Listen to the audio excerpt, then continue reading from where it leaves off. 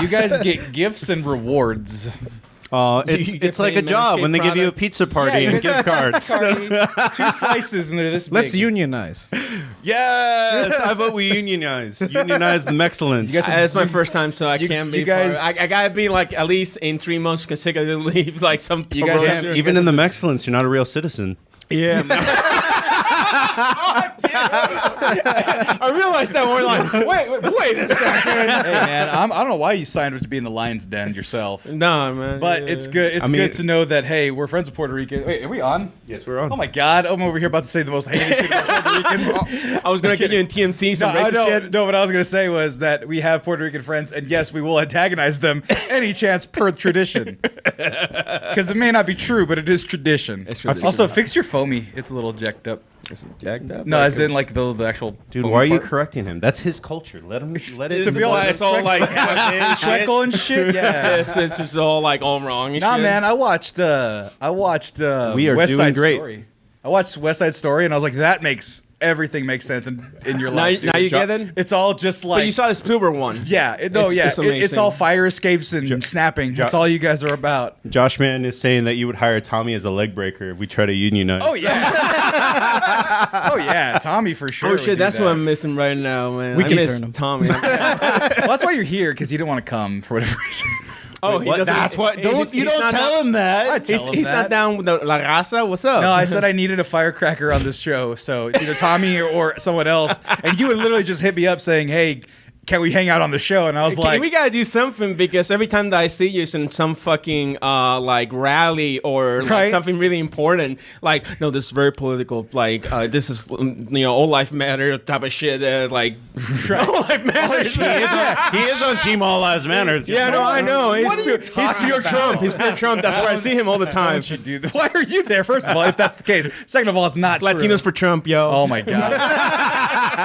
yeah. And you go, there's just to film it. Just to film it. Just to film it and shit. So we're at the pro-abortion rally, and I am in a position where I can donate time. Pro-choice. Pro-abortion, like say the word abortion. Fucking do it. Okay. Fucking let That's them. not going to work just on the... No. I always use pro-choice. That's the one thing. No, fuck it. It's healthcare, goddammit. You gotta say the goddamn words, and if you don't want to say the goddamn words, because it's gross, it is fucking awful, a terrible thing. Yeah, but that can be traumatic if it's not just fucking regulated and normal. Like it can be just normal. Hey, bro, I'm not saying that I'm not on your side. No, you what know I'm the saying messaging. What I'm saying is that when you say it's a pro-abortion instead of pro-choice, that's why you lose the marketing department, because somehow like Republicans are just they idiots. have made abortion a dirty word. That's the whole thing. Right. Instead of being a healthcare word, they have made it like baby killer. That's in other words, when you say this abortion, is a it's like, weird you're term. a baby killer. I'm like, fuck This is a weird turn I didn't want to take, but the point is that that's part of normalizing is by saying it as such. And for someone like me to say it as such with my fucking chest out, saying fuck y'all, I don't care, fucking pro it, do it, fucking do it. As many as you want, all the time. It normalizes it a little. It moves the bar back to where it should be. Yeah, so that said, I was there doing the good deed and stuff like that, volunteering my time, and then I just see this guy with a fucking light on his shoulder and a harness stabilizer and like 7 lenses go, "Hey, fucker," and I'm like, "What?" And it's fucking Carlos. I'm like, "What are you doing here?" He's like, "I'm taking photos," and he's with the press. Like he's in the press line with like ABC News, like the local. Yeah. He had a fucking vest on and his white sleeves rolled up. You're like, "Man, see, I'm here to take some moving pictures." some Peter Parker shit right there. Right. He was there with the Daily Bugle, and the Daily Bugle's just his magazine that he makes up on his own time. And I'm just like, "Hey," and I'm there with some other people, and they're like, "Who's this fucking guy?"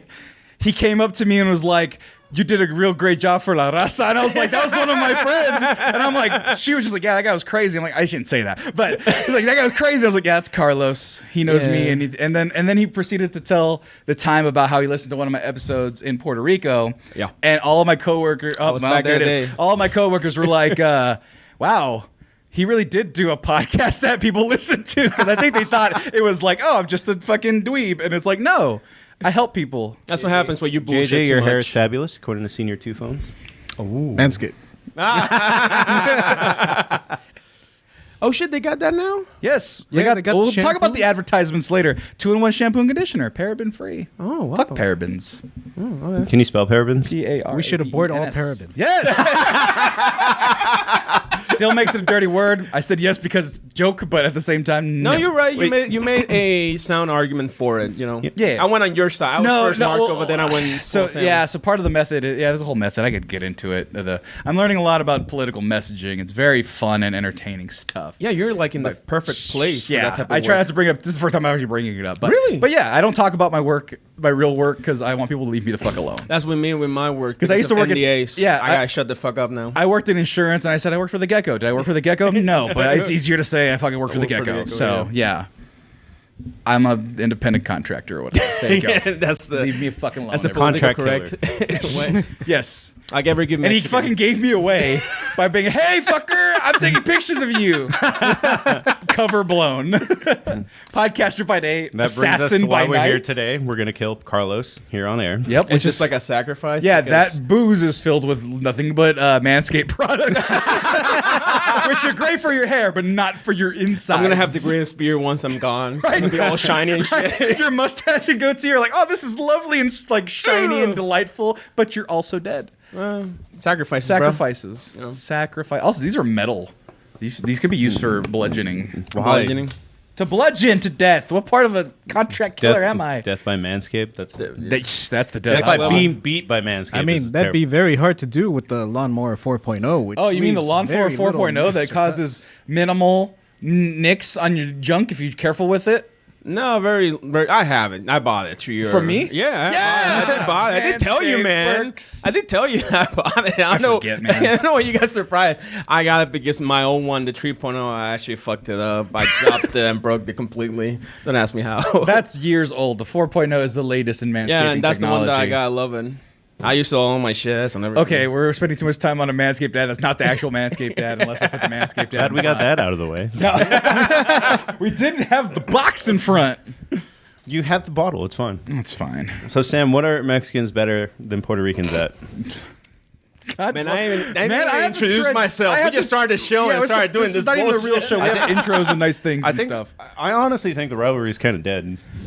It makes no sense because so much travesty. Well, they don't have a good boxer anymore, and they beat us in music by a lot. So they like it's just kind of like you have this, Those I are have the that. two cultural points. Listen, the two cultural points that we can do is the three ones are Soccer. Well, yeah, 3. No, the whole Soccer thing is- the they problem don't- is that they took the team away from us, and now it's part of the United States team, not like the basketball type of thing deal I or baseball didn't type know of that. deal. No, so that's why we got fucked in that corner. You know what Oh, I you don't mean? get to be like Wales and Scotland, or it's No, like that's we're not no, UK. no. They fuck us over there in the World Cup. That's why it's not big home. But it used to be boxing with Oscar de la Hoya. Like it used to be the biggest rivalry. Me growing up, like we used to mad dog Mexicans back in the day. No offense. No. I got no fear in this one. This is a nice pre-show, so that way we can establish the inherent tension between the very obvious Mexicans in the O Menos Mexicanos program and our friend Carlos, who's here visiting, guest co-hosting, starring, co-hosting. as He's a in the guest arena today. yeah, as and if you're audio listener wearing a bright Puerto Rican shirt pillar thing, that's important. Like Right, Oh, it's no. black, dude. It's black. No. So, No, okay. I meant the this is design. called La Puerta. This is a national historical place in Puerto Rico, up in San Juan, that you can go to take your pictures. It's very beautiful. a door. Yeah, man. It's, What's it a door to? So what was Oh, the, it's just an old fucking place. I forgot what it was. It used to be a museum or some shit. so what was the third thing you were gonna say? Because you brought up boxing. It was boxing, obviously music, because you guys had Selena, and we tried to overcompensate with Yankee. Is Bad back Bunny in the Puerto day. Rican? Yes, he is. God baby. damn it. Yeah, we got down. That's lockdown, man. checkmate. That's You checkmate got right there, man. Yeah, and now he's a movie star doing with the Sony fucking Spider-Man Wrestling. movie. Wrestling, all that shit. Yeah, you can't- Like Becky G, I love you. You're doing great, and you hate that. I bet like, if you ask young Mexican kids and you ask them, "Do you know El Santo?" They'll say, "Who the fuck?" You ask them, "Who's Bad Bunny?" and they will call you every single fucking right, song. right. I don't know. They have the internet now. Like I'll be And, honest. and they're gonna watch an old school El Santo movie. Yeah, they're No, not no, no, gonna no, they're watch. not going to watch El Santo. They're going to just watch the art and be like, "Yeah, the dude with the silver mask." That's all they. That's all they It's just know. that we see the graffitis in the streets all the time. That's Yes, what they're gonna be saying. Oh, the guy from Coco's important. God. Yeah. Wait, what? He comes out in Coco. Oh, I thought. Yeah. Okay, what was the sentence you said? The guy from Coco's important. Yeah. Important. Yes. I heard in porn, and I thought like El Santo did porn at one point. I mean, maybe. Maybe. I just no. He never took the mask off, bro. It could have been anybody. That's what I'm saying. I was like, was there like a subgenre of like El Santo porn that I didn't know? Ricardo's bringing up that Mexicans are better at spicy food. I say that's a tie. I honestly I think don't know Puerto Rican had food. We got spicy shit. Like I bought, my said- mom and I brought said me like food. a big bottle of pique that is like pepper only native to the island, and it's fucking amazing. But food wise, no. Food wise, I can't say one is better than the other because they're both fucking great. I've not. Is there any good Puerto Rican food here in Austin? Oh yeah, man. Is there really? Yeah, man. We got El Coqui that serves mofongo. dude, this looks pretty fire. I don't like eggs. Oh yeah. Okay, no, but some of those might be mixed with Colombian heritage type of stuff. That's the whole thing about Puerto Rican cooking. It just mixes with everything from Latin America. Look up mofongo. If you look up mofongo, that's like one of our most native shit. It's done with a lot of seafood. That's another thing that we have plenty of is seafood. That's true, and I do enjoy seafood every now and then. Like seafood. I do. Yep, one singular seafood. Mofongo is the name of like a fancy restaurant, I think, too, right? Oh, they use it all the time. Yeah, it's like fried plantain, and you can fill it up with like. That's not rice. That's plantain. No, it's plantain. You know, it looks like rice, but it's actually fried plantain. I'm about like in that. a bowl. It's delicious, right? It's really well seasoned. But they put like fish, like calamari, like every type of meat or vegetables that you can imagine. Yeah, it's a staple, man. Yeah, dude. It's Puerto Rican jambalaya. That looks pretty good, but like solid, but like scoopable. No, jambalaya is good, next though. level shit, man. I had it here, and it's just wow. Oh man, yeah, we should go. We should. Go. I Yeah. should go get. I've never had Puerto Rican food. Yeah, we should. You know, it's a little bit expensive, but it's worth. I'm rich. worth it. What are you talking about? Oh, right. You're rich now, man. I forgot you got your own place, your own podcast network, your own merchandise Oh, line. merchandise. I got a new hat. I haven't worn it. It's the first time wearing it. It's That's a nice plug for you, the Mexcellence. Oh, me Mex merch. Oh, actually, I put on the Instagram if anybody wanted a free shirt. I wanted to see how many bites we'd get because I might just. We have give our out a own free rapper. shirt. We own Tone Royal. Like, That shirt's becoming vintage, man. I forgot you had the Tone Royal vintage thing. dash Tone Royal. Now, every time that I hear about him, I don't know why, and sorry, Tom, man, I just think white because he's always in the fucking UT campus, and he has done such an excellent job changing his accent. Not like every other fucking Latino I know, man. What are you talking about? Raised like you mean non-accent? Non-accent, yeah. Oh, like completely removing it. He Completely didn't have one to begin with. I don't. I can't imagine Ray as a Man, little I kid. saw. I heard a little bit of a tone and accent in his vocabulary, but he has practiced so much that it's completely gone. Hey guys, Tone Royal, completely whitewashed. Yeah, love we're him, out man. here with the Spurs. I love him. Every time that I throws see that- him, I'm just so that- happy for him. It's like just success. He's opening up for Sir Mix-a-Lot again. Yeah. And he did for Afroman as well. So he's doing good. All your favorite 2000s rappers he's going to Yeah, open for. those are Man. not your favorite 2000s. Those are Chingy. He will open That's for Chingy one if of these you days. burn to mix CD, they're like track 15. Afroman did like a 10 like still not made a even a CD. 10-minute like song. It was like Because I got high, because I got high, and just and then ended there's the right other there. one where it's like cold 45 about that. I don't That's know the the only two fucking songs. words. Those are the That's only literally two. the only other That's two it. songs. I don't know, Afroman. I'm trying to defend the man. All right, he's doing great work. Is what I'm saying. He's dope. He's doing great. He did great. He did okay work. Sir Mix-a-Lot. That show is still happening. He's doing it again. I'm happy for him. Exactly. Yeah, man. Also, why are you getting progressively shorter somehow? I have no idea, bro. It's a little. Yeah, you think you need to boost your chair up a little bit Yeah, higher, yeah. or boost it up a little higher because I think you. I think it's just me rolling around. I scoot a Right, little so bit. let's go a little higher so you can scoot because you look like a very, very small person. I never look like a small you person. look like smaller than me. And You I'll- have never looked I like always look smaller than you. You're not. We're the same size. It's just that it like I go whoop and you go whoop. I did the math wrong. It's all chest He's all chest and shoulders. I'm all panza, so it's fine. the It's one fine. word that he knows in Spanish. No, He that's learned. just the one that's signature to me. I thought it was gordito. No one ever called it that. Oh, you love that joke. Let him enjoy. You and your culturally significant door. we made pyramids and we So built we- a fucking city on Listen, on a lake, and we you're never- like, we have a door. We never got the fucking opportunity because we got butt fucked by the Spanish. Let me just say that. Oh, I wonder what that's like.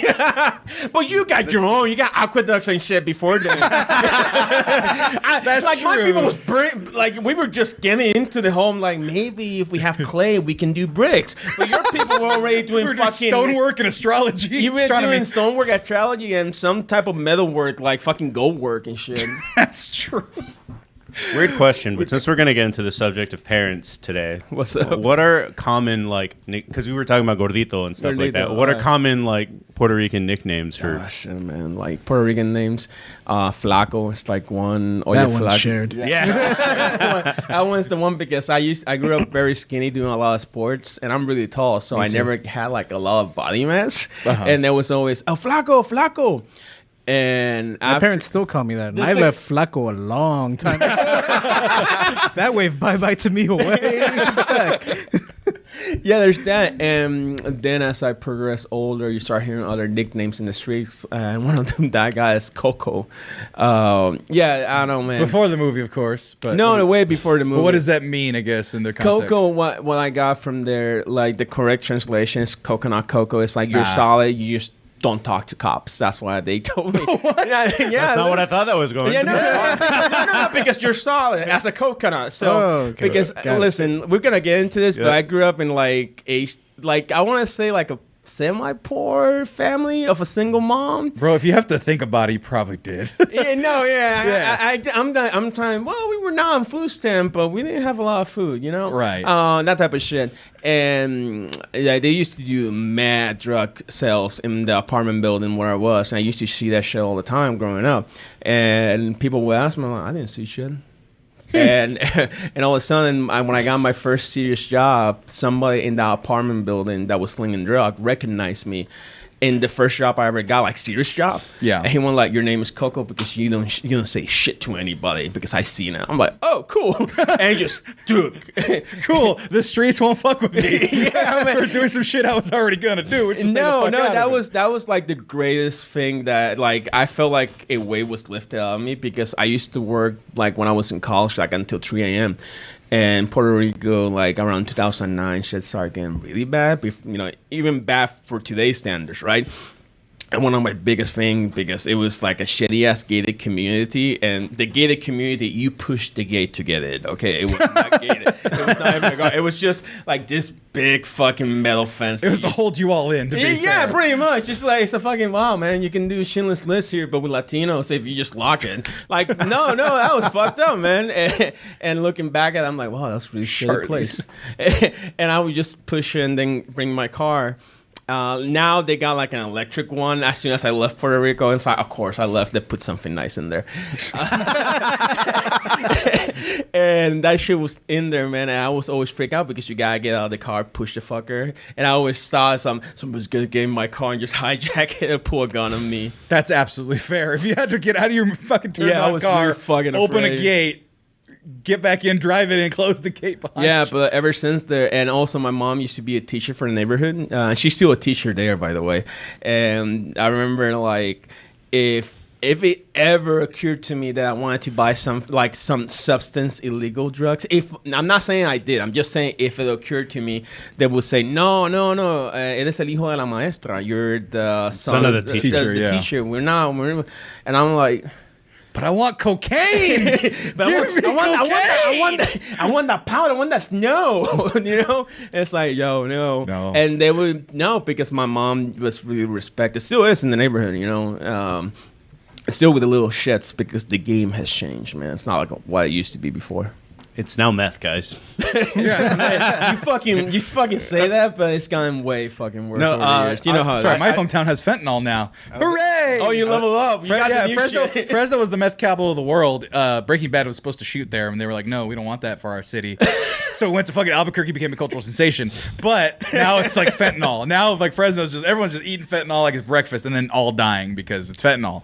So that's where we're at. We still get so much cocaine from South America, man. It's fucking stupid. Because once it enters the island, it can live in any fucking plane, and the FBI, whoever the fuck is there, doesn't check the planes.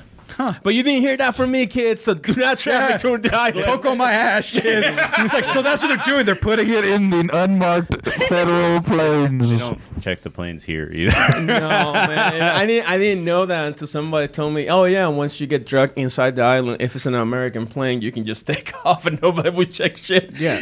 The trick is getting it across the border. Yeah, Once it's in there, it's like... But the whole thing is that the island is so big and everything's coast, and you can literally, that's why it's called Puerto Rico, because you can land a boat or a ship anywhere in the island. That's good. That's because it's great. No, it's great for commercial shit. It's great for a bunch of shit. Pirates. It's exactly, but it's really bad when you got a bunch of narcos just saying, man, I think we can send just a homemade submarine and just fill it with cocaine, and nobody will find it. And they will find the submarine without the cocaine the day after. Like, they would show up on radar as dolphins, and they would just ignore it, and then they're just kind of like propelled, like they're kind of like Jimmy rigged with a propeller, and they just go. And one of them hit a Coast Guard boat, and they thought it was a dolphin. Like I said, on the radar, it looks like a dolphin. But They when just had a cardboard cutout of it. That like pops up every once in a while. Man, that shit's smart. Inspector Gadget-esque. When he was talking about the propeller, I thought that's what he was gonna say. That like they attached the stick with a fake dolphin, so every time the propeller moves,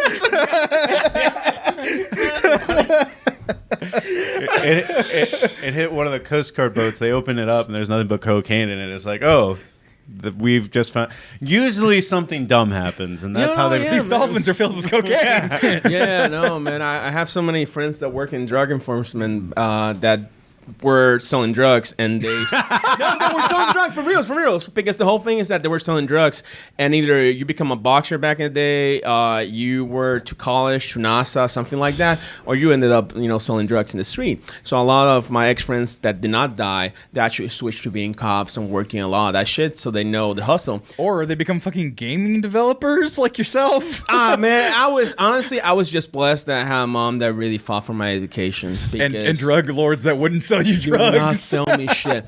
He wasn't allowed in that life, bro. Exactly. No, he wanted to be hardcore, but his mom wouldn't let him. No, for work. At a moment in my life where I had like really big problems with my dad, and my dad wasn't really giving my mom any money due to child support. For a moment, I saw other people in that building just singing, and they were making some dope ass fucking money, and it would just occur to me, and I would just, hey man, out of curiosity, man, what the fuck are you doing this? And then I'm like, oh shit, I have opportunities here. That was the realization when other people was telling me, you have opportunities, why ruin them? That's what, like, oh shit. I never got to that because I got really good people in place in my life. Oh, you're Alexander Hamilton. It's just like, he reads all these books and he does all the charters. We need to get all of our money and send it to America. And here you are. And then Corey found him and ruined it. They just fucked it all up. Fucked it up all up. And now you're in the lion's den with a bunch of Mexicans who are going to talk about their parents and what's wrong with them. No, I really want to hear it. I'm always fascinated about people growing up in Texas and Mexico. It's just amazing history. California, Texas. It's the same shit. And then more Mexico for you. Would you say you grew up more in Mexico, or more than him anyway? We're in the same boat. You went back equally as much? I didn't know you had the family like that, because I don't know, JJ's always mentioned he has family in Mexico that he goes to see. You never really mentioned it as much. It's like if you ever go to Eagle Pass and then you stand outside of either my house or JJ's house, you can see the Mexican flag. Do you crossed the street and I'm in Mexico. It's fair enough. Playing basketball, it just goes and God damn it, I gotta cross the border again. Ball's in Mexico. Well, there's the river that makes it hard for that. Yeah. But there would always be like people swimming in it, and like is like there's no border. Like there's no actual. No one's enforcing that. Right. Like, you could just sneak over either side. No one would care. Yeah. Well, what year do you think the wall, like the fence, went up? Oh, that was high school already. So is that when it went up? I vaguely when they started. I think building it was the, like the 2003. Yeah, that was during the Bush years. That was with the whole 9/11 scare that they started doing that bullshit. They went through the Canadian border, bro. I don't even know. I don't even get. Yeah, doesn't make no goddamn sense.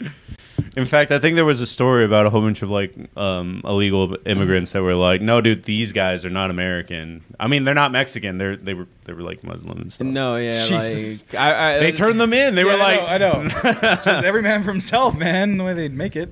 Fucking Canadians, bro. Fucking Canadian. Yeah, moral story. Fucking Canadians, bro. Why Mexicans, Puerto Ricans fine. It's the fucking Canadians, man. They're poutine. The poutine eaters. They're free healthcare. I can go to the doctor. Shut up. I'm going to start the show now.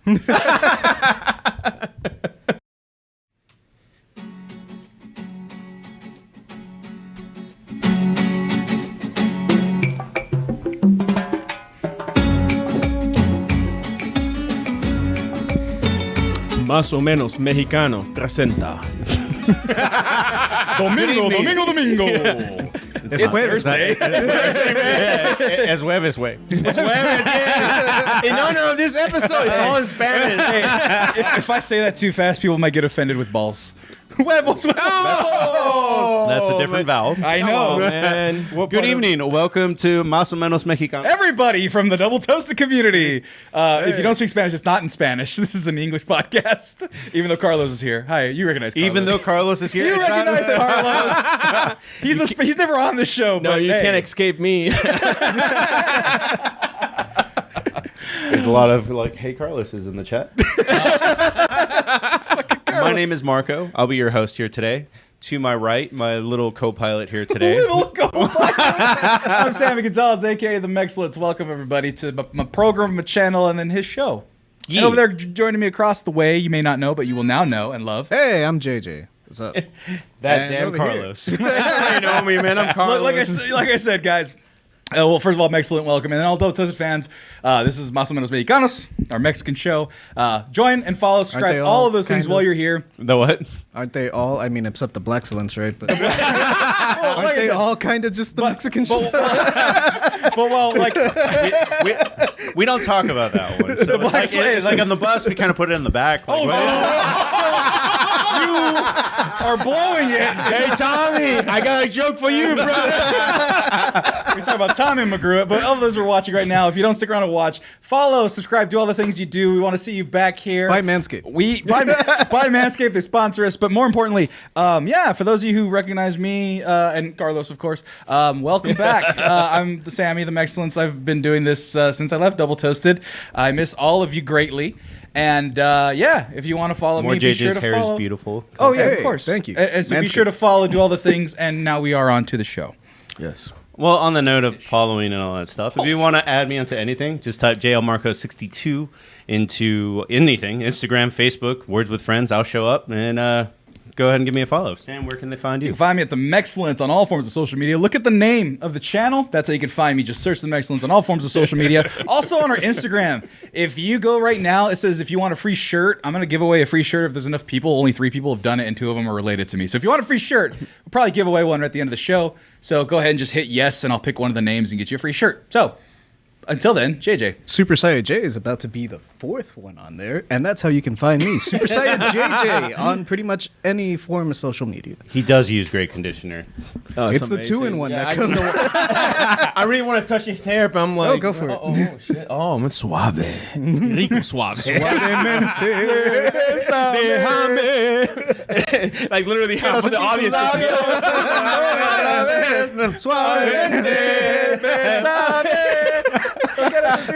Yo, somebody call Amigra. This is too much. Yeah, hey, man, you can always follow me on Twitter, Instagram, and any social media under Carlos_the Passion. Yeah, are you like religious? Is that like the religious passion or just what you like? No, man, it's just that it's the best name I could come up with because I'm hyperactive. Because the web woof was too fucking racist. Oh, that's right. You remember? I called you gave that. me the web woof, and I'm like, that's a really good name. But then I thought about it, and that's some racist shit. Yeah, because you were super into Wakanda at the time. Wakanda at you the were time. like Wakanda forever, and Corey was like, "You're not even black," and I'm like, "Yeah, he's the wet wolf." Yeah, And- we don't have any like Mexican, like not Black Panther level superheroes. Oh, you got the Falcon. The new Falcon is Mexican, though. We're barely at Black Falcon. You know, we have Black Falcon, Black Captain America, Woman Thor. Now then we have Mexican ancillary character. Now we got number Miles one. Morales, but I keep debating with Corey who demographic gets that one. It's a hard call because the We got thing a is, Ghost Rider. oh yeah, We do have a we have Ghost- TV's Ghost Rider, and I'm not sure if he's even canon anymore. He's the best Ghost Rider. Absolutely. Hey, before we get on this tangent, I want to throw something at you. They're filming right now Blue Beetle in Puerto Rico. Oh, They really? were asking for a cast member, but I am super worried because he's typically like a Mexican superhero, and like all his fans about Aztec and Maya. dude, he's the Mexican from Cobra Kai. Exactly. Literally. And he's like Peruvian. He's not even Mexican. He plays Mexican. No, he's Dude, Mexican in the comic books. Mexican in the comic books, but personally, he's some sort of Central American. My whole That's fear why is- everyone from El Salvador and Costa Rica hates Mexicans. It's like, I can't get away and not be called Mexican every time I walk around. And all the Mexicans are fucking whatever. What's his name is fucking Moon Knight. Moon Knight. Yeah. It's Guatemalan. It's like, oh, he's Latino. No, he's British and he speaks Spanish and he's. It's a mix. It's like me. He's a crazy little bit of a man. mix. Yeah. Anyway. And my whole fear is that they might make him Puerto Rican for the movie. And No, I'm they like, won't. oh God, no. They please. can't. They won't. That being said, Namor is Mexican, and they're gonna make him Aztec. They brought up Namor in the chat. And he's not like Aztec, but he's super racist and homophobic in real life. So I'm like, God dang Yeah, it. they got the dude from Narcos. There was a reason why he played that character so well. they caught him early as shit. It's like, yeah, he said a bunch of homophobic stuff. Here. I'm like, gosh, Man. shit, damn it.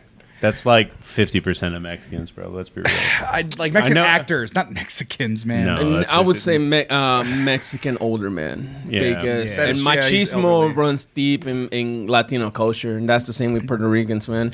You know. Doesn't make That's why we like Dragon Ball. because all the men are voiced by women. Right? All the Not in Mexico. gosh. Not in Mexico? No. I thought I thought that No, that's Japanese Japanese. version In Mexico, they actually got proper fucking people. Like proper gender. Okay, god damn. You know, like with women, they can't voice act. Women's right. Carlos is right because they went to UFC gyms and we're like, you can fight. You're Goku. You're Vegeta. like that's fucked up. Somebody's gonna take that you said and fuck me over. Bro, that's like this whole job, man. This whole position is just. Don't worry, dude. I said the most problematic thing. You're fine. So far, actually. I should add so far. This is a character called the Mexcellence. Does not reflect Samuel Gonzalez really me, Enterprises. The independent murder for hire contract. Ricardo's agreeing with me that it's like 50% of older Hispanic men are. Oh, super bad. Yeah. Which is actually what we're talking about today. Also, can you guys see the chat there? Yeah, we can see it. Cool. There they are there. Hey, everybody. Oh, how many people we got here? Man, A lot of people stuck around. Appreciate for you sticking around. All the people that want to watch the show. We're talking about What up? We're talking about Tone Royal. No. the world famous Tone Royal. This is his fan club. I'm the biggest fan, man. Like that beer commercial. Wow. You got a fucking mouthful amazing. of salt. White women. No, they did do a subtopic on the Black Excellence podcast where it was about LeBron James going out with a white woman for his prom, and and then it was actually just Really? actually He went married into his high school sweetheart. no, it's LeBron. I'm sorry, I meant to say Bronny, Oh. LeBron Jr. And yeah, he's called Bronny. It's weird, but no, they actually had a really good conversation about interracial couples, which is hilarious because like TJ's in one, and then Jordan wasn't, and then Tommy was last in one. So. Yeah, Yeah, I'm technically an interracial couple. You know, so. We can talk about colorism. Yeah, later. we can talk about colorism. That was yeah, that was because our second episode. That's gonna. Okay, so for all of you new guys here at Más o Menos Mexicanos, basically what we do is we pick a topic. Like our last topic was diets and like how our parents set us up for failure. How So now- top ramen is 2 servings. 1 pack is 2 servings. So now we're here to talk about parents in general, just because Sam has this idea where it's like we ask a question. My question this episode, as we're going to talk in parents in general, is what's something that because me and JJ grew up in traditional households. I would say because you're second generation, third, like it's a completely kind of different experience. Mm-hmm. But we're here to cover all types of Latin experience, which is why Carlos is here. Yeah, we always try to throw in somebody else of a different ethnicity to kind of contrast not only the Mexican experience but the world experience in general. Exactly. So in this case, we're just going to talk about parents in general, and the overall or final conclusion question is: what's something that you did that it wasn't traditional to your culture, but at the end of it, you eventually won your parents over and was like, oh, that's actually kind of neat, and then you kind of saw it kind of fold into it in a way. Wow, that's a deep question. He didn't give you the footnotes? No, fuck no, man. He just told me, "Show up, I need you." I'm like, Yeah, I was watching Kenobi with my girl and told him, "La raza needs me." I just flew, man. The signal came up. Thundercats. Like Thundercats. What is the Carlos symbol? Is it a wet wolf? It's La Puerta. It's La Puerta. My people need me. I put it on my door. He found it somehow. It's very strange. God damn it. Oh my God. Who are the people that followed, by the way? You can see a list of them. Yeah, a main chat. Oh, it disappears on that screen for some reason. Oh, I thought it appears. See, it appears. Oh, there it Art is. Moss, Who was the last one before Art that? City Studios and Daphne Mode Leander. Oh, hell yeah. Welcome to the fold, everybody. Be excellent. But, La Puerta. He answered the call. I'll answer the question, though. Fucking Well, this. no. Before that, we start with a different question. Okay. Oh, wait, that's the final question? That is the final. So question. I already got an answer for that because it's, This one's pretty easy. Just describe your parents. How would you describe them in their representation of that culture? Ooh. So I can start first. Okay, that's I'll fine. give- I'll give Yeah, an I can example. start, yeah. So fuck you, mom. So my mom sucked. I actually have a great relationship with my parents. But on that note, so my dad is a first-generation American. He is actually still a dual citizen. So sometimes I look at Mexico and I'm like, man, maybe I should go back. Hey, man. It's not wrong entirely. But he only spoke Spanish until he came here, and then everything. I mean, he literally grew up on the rancho.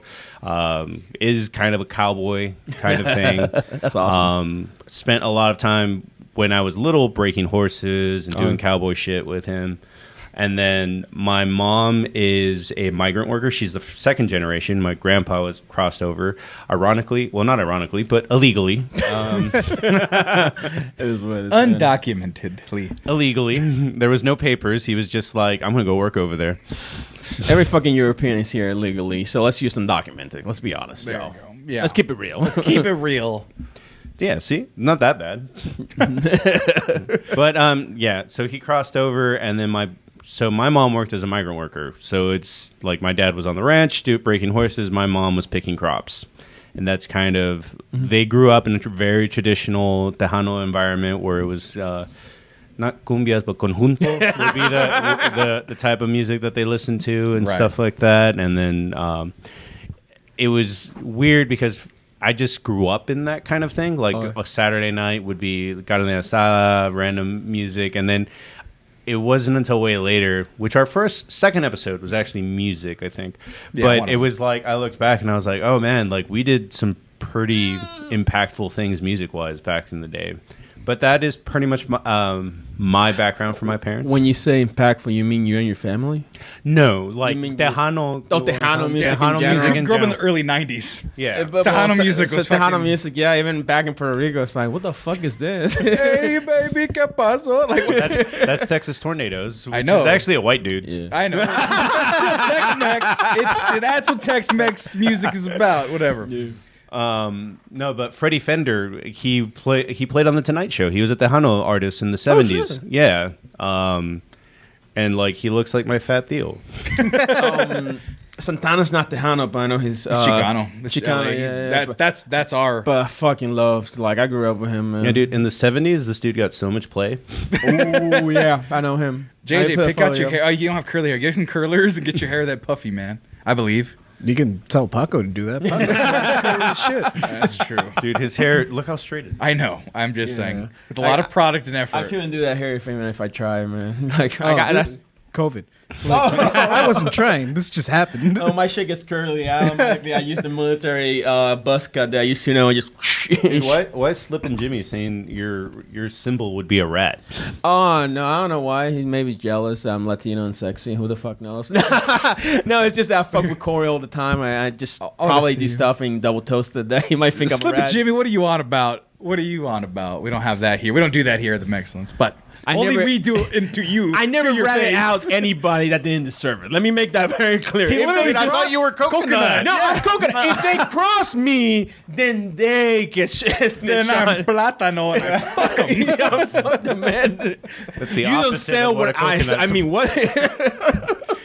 Slippin' Jimmy is like, oh yeah, exactly. That's what I mean. I guess. But, and yes, episode 4 of Obi-Wan was not very good. Anyway, I guess, are you done? I can I'm elaborate. done. Yeah, I can elaborate. So mine's even a little more interesting in the sense that less movement, more so the border across my family for a big chunk of it. So I'll go to start with the grandparents.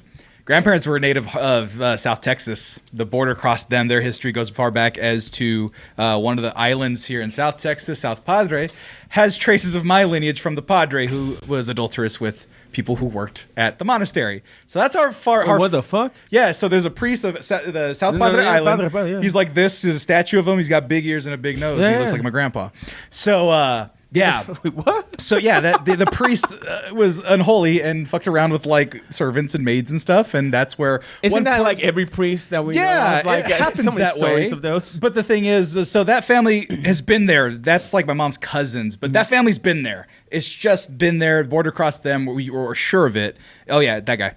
That's just Jesus, bro. No, South Padre Island. No, there's a priest. Look up priest statue, and it's just Jesus. And so That's just Jesus. you're right. No, it's not the statue though. And so then Jesus. and so then my grandparents, my dad was born, or grandpa was born in Del Rio, Texas, and then my grandma, she lived in America. I think Arizona. They were traveling to Mexico to visit family. She was born in Mexico, reverse anchor baby. If you will. Wait. Yeah. She flew to No, Mexico. they didn't fly, but they traveled to Mexico. Her parents were already citizens living in Arizona. She was my great grandmother was pregnant with my grandma. Had the baby in Mexico, so then she became a resident alien, which was the term. My dad read the paperwork and got his ass beat one time because he called her an alien. And so then my dad was born in Madera, California. They moved there, God's country, if you will. And my mom was born in South Texas. And then my mom, when she was like 8, moved to Fresno. My dad moved to Fresno when he was like 7. And they met in high school, and that's where I'm from, Fresno, Dude, California. which one is Oh, it? they're high school that one. Also, they're high school sweethearts. Kind of, yeah. So like my mom's oldest sister is the same age as my dad. So they all went to the same high school. My mom has 4 sisters and a little brother. So yeah, so it was like all the girls, and then my dad had a sister. He was friends with one of them. She was friends with one of them, and so yeah, he was just this short guy around the house, like scrawny. My dad was a tiny dude, like all the way through high school, like 5'2". I'm talking. Wow. And then his senior year, like halfway through, he propped up to 5'10", put on some muscle, and all these girls were like, "Who the fuck's that guy?" And it's like, "That's Gilbert, my dad." And they're like, "Wow, he's handsome." And then my mom noticed him, even though he was this little fucking dork that she would mess with like growing up. So, love. And so yeah, they're American as apple pie, if you will. And yeah. It's like the normal American upbringing in the 50s, 60s. Kind of that's where they came up. 60s mostly. To answer a question in the chat, your dad never like dated any of your aunts. No. Oh, yeah. No, he told me the story. He actually went down as to why he didn't pick any of my other aunts. Okay. Because people are assuming like automatically like, hey man, did your dad dated the entire Leon? No, or some shit? No, He did it up the change and see. No. See. My mom's the second oldest. My mom's the second oldest. He didn't get that far down, if that were the case. yeah. But the oldest one was friends with his younger sister, who's only like a year younger. yeah. So it's just like, yeah. So that's how they met. Like it's like the traditional American upbringing. Like there was nothing to it. My dad grew up on a farm, picked apples and apple crates and stuff when he was like 5. Damn, literally as American as apple pie. I was gonna say, I'm like, that's doing the nose. He had goats and chickens and all that stuff. Grew up on a legit farm. My grandfather was he wasn't a migrant worker, but he'd go where the work was. So he did cotton. He picked cotton. He sheared sheep. That was his big thing. God damn. We still have his shears That's that he hard did by work. hand. Yeah. Nasty work, but he liked camping. He liked doing all that shit. And so he would just go. God bless him. He would leave at times just like, all right, I'm going to go get money, bye. And then he'd go work for the season or for good chunks of it. And then my grandparents on the other side, my grandma, she was a working woman. Like even in the 40s, she worked at like any small job she could get. And then my uncle did like fisherman stuff at one point. So you would say your mom and dad, you describe them just as hard worker? Hard workers. And then now, if you want to talk to it like culturally, do you remember the mom from Everybody Loves Raymond? Yeah. My mom is that plus a little bit of like Paula Deen, but not racist. That's how you describe my Farm mom. in Massachusetts. What happened? Somebody owns a dairy farm, or their uncle owns a dairy farm. Yeah, no, it's solid work. And then my dad, I don't even know how to describe my dad. Hard nosed, like son of the guy who worked hard, like who sheared sheep, right? Stoic. He's the oldest one. He's not real. He's goofy. They, like there's a part of Mexicans where there's so much sadness that you have to flip it. And I think my grandfather, I never met him. He died before I was born. Was a very sad and angry person. Just didn't have the tools to fucking understand it. 2 generations deep, you're like, oh, this is where the anger comes from. Oh, that's called trauma. It's trauma and you process it. But if you don't have the tools, you just make fucking jokes. So my grandfather was a crazy person, would joke around all the time. All of my uncles are crazy people, just the same. They're all very funny people. I mean, and he my did dad go is through too. crazy times. Yeah, no, absolutely. Like, not like, oh, I can't date you, you're Mexican racism. Like, I'll lynch your ass. Depression era racism. 40s? Yeah. Isn't 30s? that the best racism we all experienced somewhere in our families? Depression era racism. Depression era racism? Yeah, it's all there. if you go far enough on my side, you'll find genocide, so that's not great. I can't even trace that far back, honestly. You probably would too, because it's about the same time that your family left South Pod. Yeah. Because it's basically they were using the this is historical competence. Oh, yeah. So the Mexican Revolution was happening in the 1910s. And then during it, they actually used it as a fear factor. I mean, Pancho Villa literally raided New Mexico. And so they were like, oh, these Mexicans are planning on taking Texas back. So one out of every third fighting El Mexican was lynched south of San Antonio. And then, I mean, that's why, like, when you say, like, my grandpa left, I was like, that timeline lines up. My timeline lines up. Yeah. Yeah. I think the only reason why historically everything happened in Puerto Rico is more racism instead of fucking lynching is because we had our own little island where it's like, as long as you don't get out of there, just stay there. Stay there. Do not move. Or there will be consequences. Right. It was like Oregon for black folk. We found out that Oregon had a thing where it's like, you can't be black or else we'll kick you out, but you have 30 days to vacate the premises. Also, but you show the picture. Yeah, that's what my grandfather looks like with a priest robe and a cross in his hand. That's fucked up. Yeah, it's weird history, man. It's a weird history. But anyway, America. JJ, I'll throw it to you. My parents are immigrants, right? They were all... I'm pretty sure both my folks are from the same town.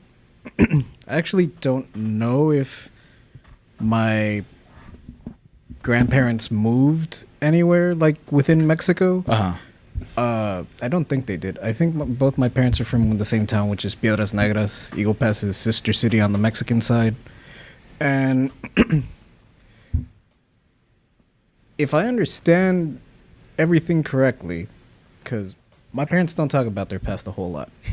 But one time I did ask my mom, like, how did you and dad meet? And this is probably, like, one of my favorite stories about my dad. Was that my mom's family was a little more well-to-do than my dad's family. My dad's family were essentially migrant workers. They just worked across the border. Right. Okay. They didn't have to migrate that far. Right. They just had to swim. Yeah, my parents had to go. Well, my mom's family had to go up to Montana, so to pick potatoes. Yeah. Where work is, man. Fuck. Yeah.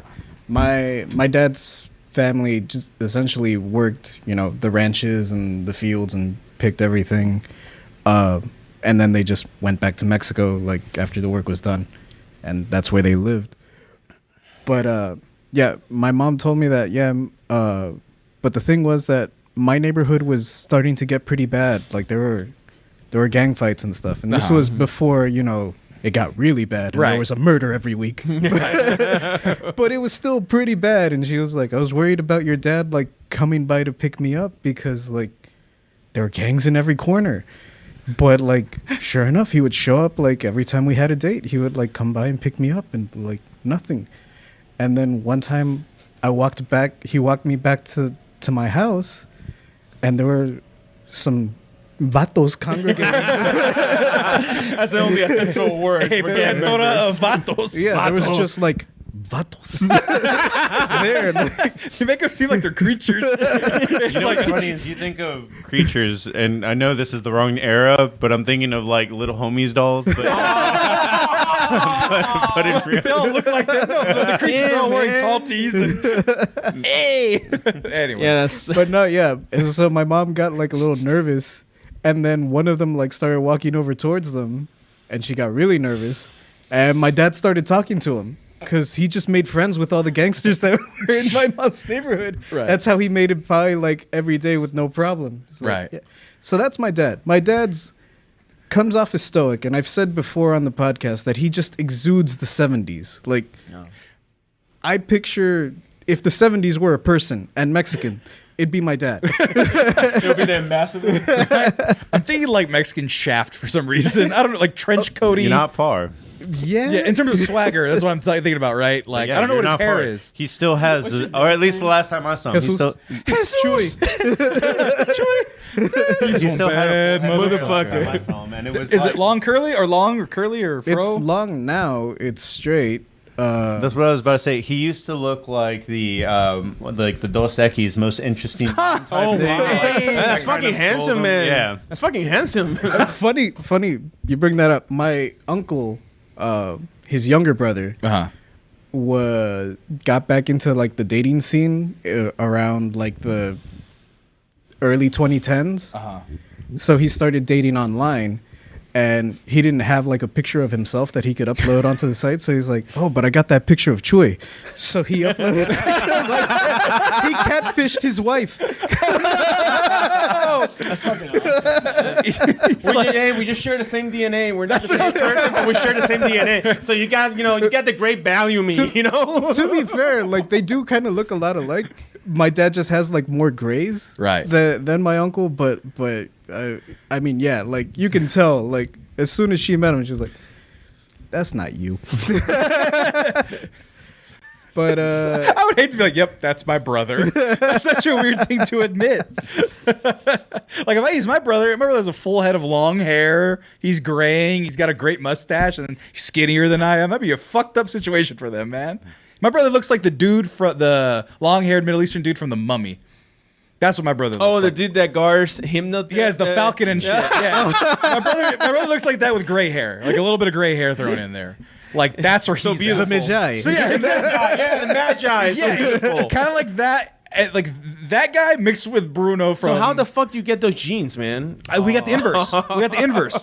He gets long hair. I get no beard. He gets a great mustache. I get shitty mustache. I get great beard. He gets patchy beard. somebody had we to both. get- I get taller. I'm taller than him. I'm bigger than him. I always make this comparison. He's a longer runner than I can. and it's not like disrespectful either or. It's just like twins. They got different opposite. Right. genes. opposite. Right. We're like a video game 2-player It's like co-op. Arno and DeVito. Kind of more balanced. More balanced, a little more bit, balanced. right? Well, yeah, you were raised by the same parents. That's the difference. That didn't make him shorter. It might have. I don't know if that Nature works. versus nurture. Right. And I don't get, and your sister's a tall, and she's pretty like broad and muscular too. She works out. I don't know how your tiny parents made both of you. My That's dad- nothing. Alfred, my mom grew up with Alfred's mom, Bear's mom. Yeah. Well, the guy's name's Bear for people who want to Yeah. reference. And I told her that like, oh no, yeah, that's Alfred's mom. Like I forget What how her it name is. came up, but Yeah. like yeah, her name, she's Patty, and she's like, wait, Patty what? And then like, I think she dropped me off at Alfred's house one time, and she saw her, and I was like, no way, it's her. It was just like, we grew up in the same neighborhood. Like she was tiny. How the fuck did Alfred come out of her? But that's keeping it real, man. That's you know what? It's the fucking hormones in the chickens, man. I gotta tell you. I think it's those goddamn. Well, they also hormones had in a the chicken. super shitty diet. My parents like literally lived off beans and tortillas Oh yeah, Yeah. my dad's diet. And spam. and spam. Spam. My dad, I fucking dude, hate I get so spam. mad at my dad because my dad was like 5'7", 5'8", and could dunk because he was so strong and like buff and stuff.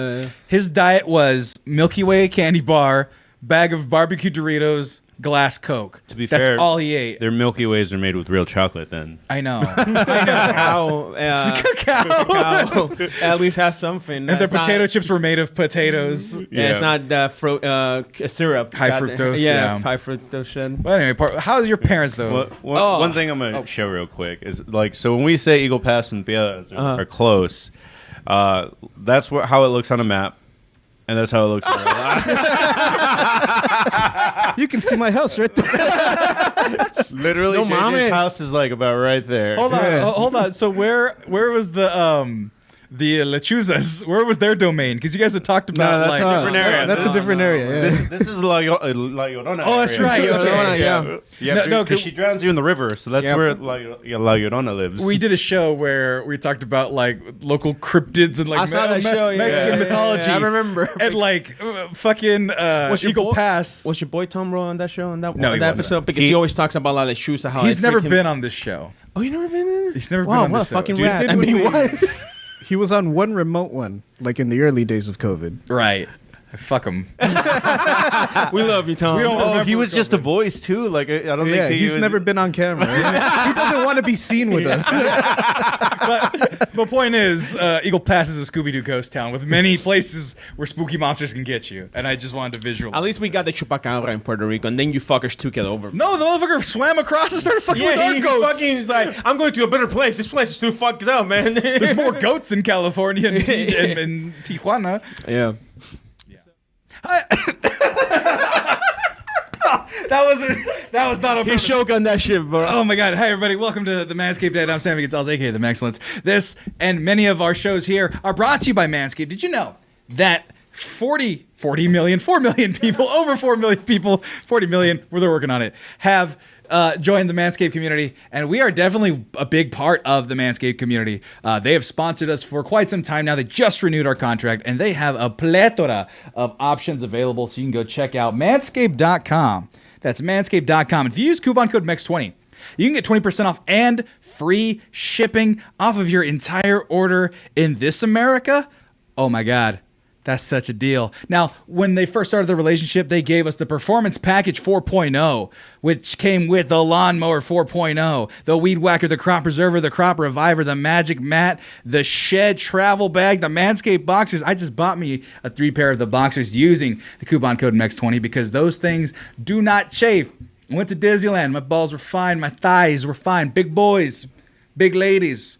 They're good for the thigh chub rub. So you can get all these Manscaped products, and then of course they gave us the other packages, the ultra premium packages with the shampoo and conditioner, the body wash, the hydrating body spray, the deodorant, and the lip balm. So keep everything moist and dry and all sorts of delightfully scented, and fuck off with parabens, right, JJ? Yeah. Parabens can fuck off because there's no parabens in most of these things, if not all of them. I didn't check all the labels. I don't have that kind of time. But Manscaped.com. Be sure to use coupon code MEX20 for 20% off. Father's Day is coming up. There's also a limited time deal there, and there's other things that are coming out. And very soon, we are going to do a giveaway of one of their bigger packages. They actually just sent it on their way, so it is coming. And we'll give you away. It comes with like these 2 things here. It comes with these 2 things here. I believe it comes with the underwear, and it comes with the Lawnmower 4.0. So if you want that stuff, be sure to be in touch with the Maxcellence. Follow the Maxcellence, and be sure in the meantime to use coupon code MEX20 for 20% off and free shipping at manscaped.com. Manscaped. JJ, what happens when you use Manscaped? Your balls will thank Your you. balls will thank you. We'll be right back after these messages or continue with the show whenever I edit this in. It's fine. I always change it up. Bye now. Yeah. So my history, where to start? My mom was born. Alexander Hamilton. Even though he's a white dude from the Indies. No, so my grandma and my mom were both Puerto Rican New Yorkers. My mom was born in New York. There's a lot of discrepancy with my family because to your whole thing with your dad, my grandma used to be a hooker in Brooklyn. So literally, this is true. Wait, your grandma? My grandma used Okay. to, she passed away years ago. I never got to meet her. Okay. And my mom never talked about her. And one day she's like, listen, I gotta tell you how it is. So your grandma used to be a hooker for money. That's how my grandpa met her because she was like a client. Then she had my mom, and my grandma knew that she can, like, I'm a hooker. I can't take care of a fucking kid, right? Right. So my grandma put her up for adoption because according to what my mom told me, she thought she would have a better life in the States than in Puerto Rico. Turns out a Puerto Rican couple flew to New York, adopted her, and brought her to the island. It's fucking bullshit. I want to say that straight. Wait. So there was a New York adoption agency right? Is where she ended the up New York at. one, yeah. Puerto Ricans came to New York and They took a baby from there, then brought the baby back to Puerto Rico. And I'm like, ain't that fucking bitch, mom? You got the worst fucking luck. Right. Yeah, so my mom technically just grew up in Puerto Rico, and she flies to New York and flies here to see me, and she doesn't know a lick of fucking English. I'm like one of the few members of my family that knows English. And I'm also one of the few males that actually graduated college. That's another thing, because not a lot of them graduated college. I have aunts and uncles, and then you have my dad. That I don't have a really good relationship with my dad. My dad is still part of me. I love him to death, but we always have fights. We have arguments. He was borderline abusive to my mom, and I still remember a lot of those things, and it was really hard to forgive. And I always try all my life to forgive him, but every time that I give him like the olive branch of, hey man, I'm gonna be, he does something really fucking heinous. And like Will Smith in Fresh Prince of Bel-Air. No, not Okay, not even not like that that? point, man. Not that point. He doesn't come back and promise you camping trips. Well, he did it when I was growing up. When I was growing up, he would promise a lot of shit, and he wouldn't do it. Because I understand a lot of it. He was a trucker back in Puerto Rico. Nate Forrest. Nate Forrest, fuck your story real quick. Nate Yeah. Forrest, Nate Forrest, we appreciate you. Like and subscribe. Follow fuck his story. I'm kidding. Fuck with you.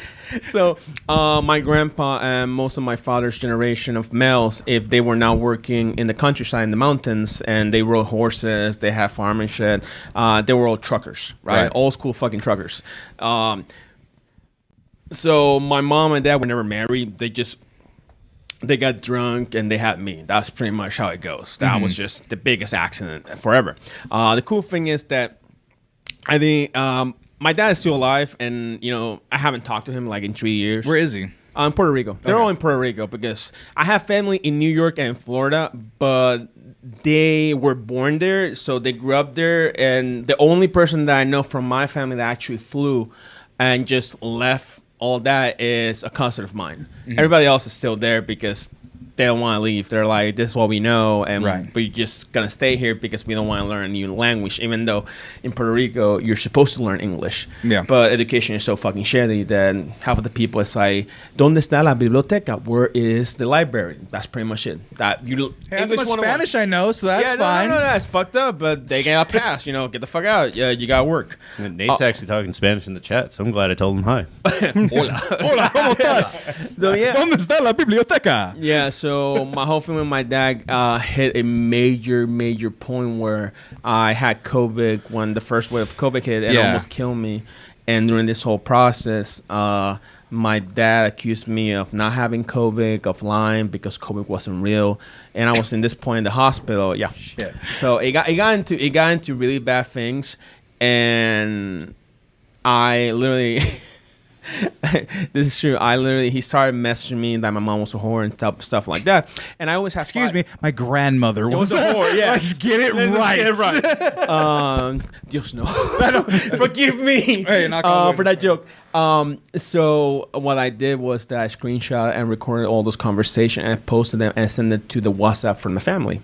So the family, everybody saw it, and all of a sudden, like, it was a shitstorm because I had at one point in my life, my dad said that was legitimate and I shouldn't get any type of child support and stuff like that. Even when I hit university, when I was 18, it's like, I'm not gonna give you child support because you're a man. If you want to go to college, you gotta work for it. And I'm like, yeah, cool. I can't do that while I study. I gotta do either one. So which one do you want? If I want a better future, I gotta go to college because there ain't shit here in Puerto Rico if I don't go to college. And I even took him to court and all that bullshit, right? So my whole thing with him has been very complicated. But, life has given me great parental figures. Like, the closest thing that I had to a dad has been two men. An uncle that I love him, very religious person, but sadly passed of cancer around 2007, I want to say. Damn. Amazing person. And the other one is one of my mom's best friend that for the longest time was a closet gay man. But me and my little ass, when I was little, it's like, you got really smooth hands, and I want no. That was the takeaway. I fucking figured it out. I figured it out in front of my mom, and I asked him, man, you're gay. And I didn't, just by looking how he dressed, how clean he was, it's like, you're not like the other dudes.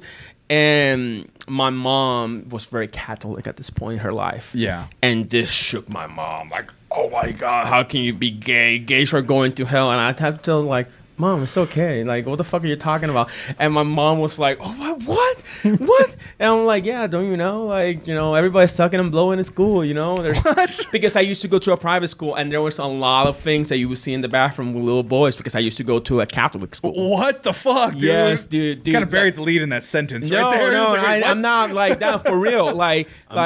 I mean, for Carlos, it was pretty normal. It sounds pretty normal, right? For me, it's normal. No, but like you're talking about like private school. Like I didn't even put like you went a lot of blowing people. Catholic private school, right? Like, no, Catholic private school. Then you build up to that. No. But the whole thing was that this is 90s. This is also 2000. This is a time where you see Ricky Martin exists. You see a lot of people a lot of people just being more in touch with their sexuality, and they start having pride parades in Puerto Rico. And for me, that was like, oh, this is normal because I have really good friends in high school that told me, listen, we're bros. We play basketball. We go to the swimming teams. We shower together. I got to. I'm gay. I'm not gay for you, but I got to.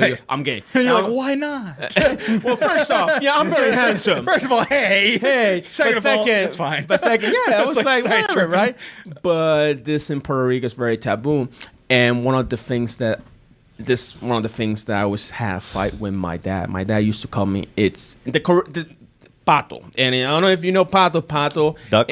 Duck, yes, but in Puerto Rico it's slang for faggot. So my dad used to call me "it's little faggot" when I was growing up, and that Pato chiquino.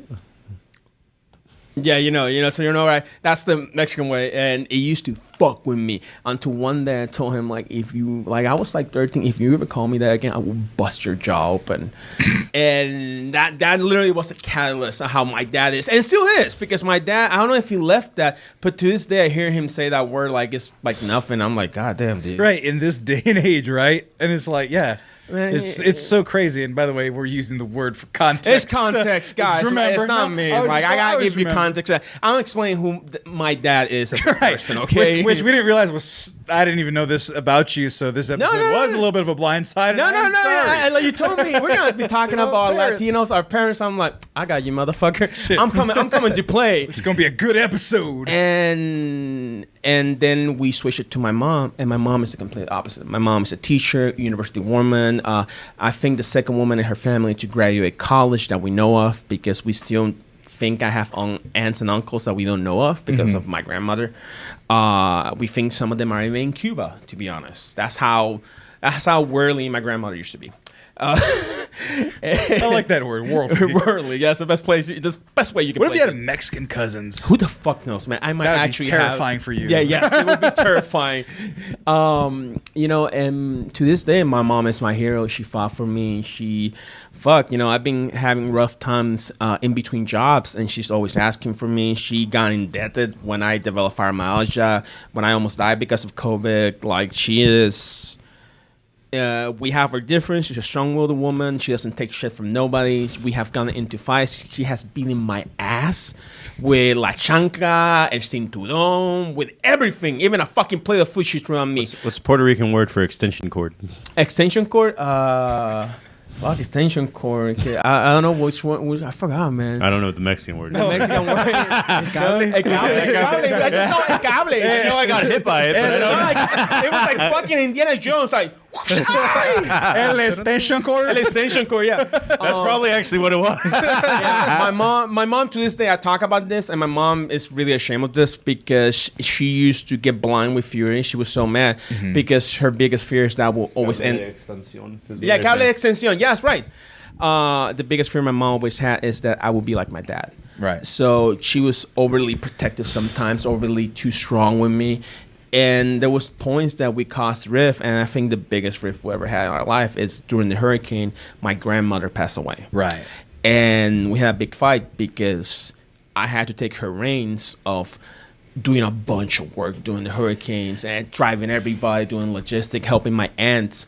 And it got to a point that my mom was so depressed because of her death, but it was like a life or death situation during the hurricane, and I said some really mean things to her, like why the fuck are you not doing this? I know she died, but I need you right now. And she wasn't working, and that's the moment I'm like, I'm just leaving the house. And that's when I left here to Austin. I just left without. And Corey became your new daddy.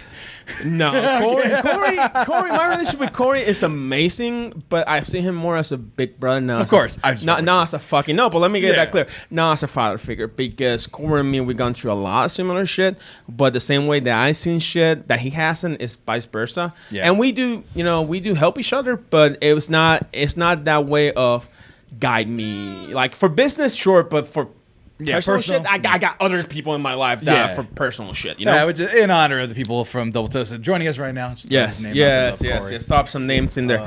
Occult Stuff followed us, and then someone that asked for you by name, Honey 6-6789 asked for you by name. Me? Yeah. She Who's said, "Hey, this? Samuel."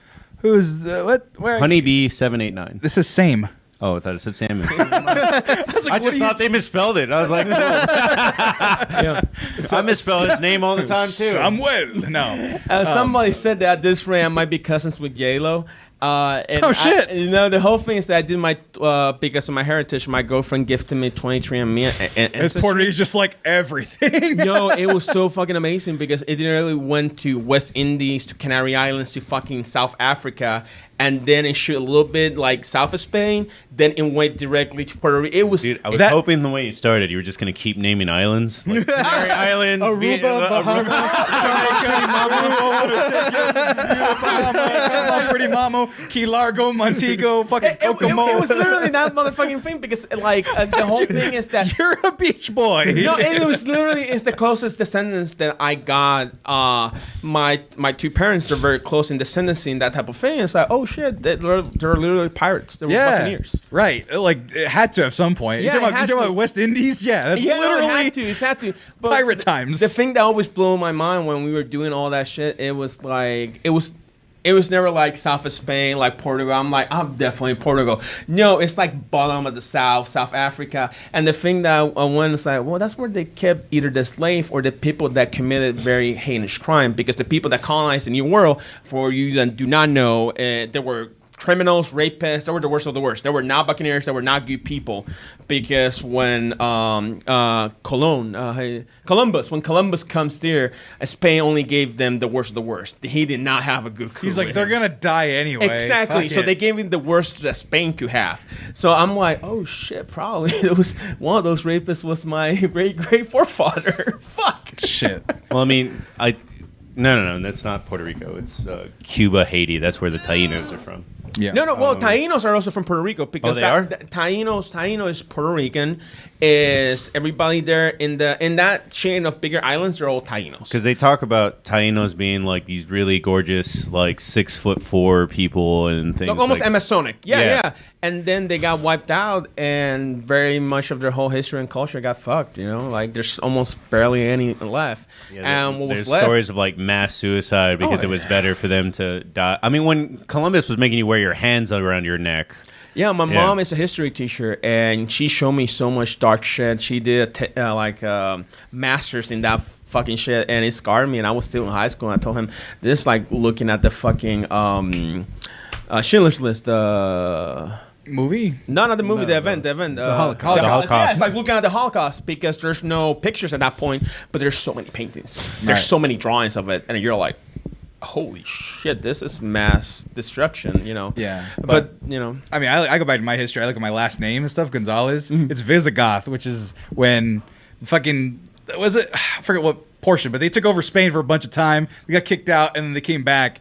And They're just like, barbarians. They were all over the place. And like there's Moorish, and that's why I have a hairy chest. Yeah, makes Moorish no fucking is, sense. like, every that's why I'm time it's 6'4" and I look like a Middle Eastern dude. Because the Same here. Spanish got fucking mixed up, and then the Spanish were like, fuck it, we'll go to Mexico. I just tell people And- that at the point that they started colonizing the New World, The there were Tainos more. were the Pillarmen from JoJo.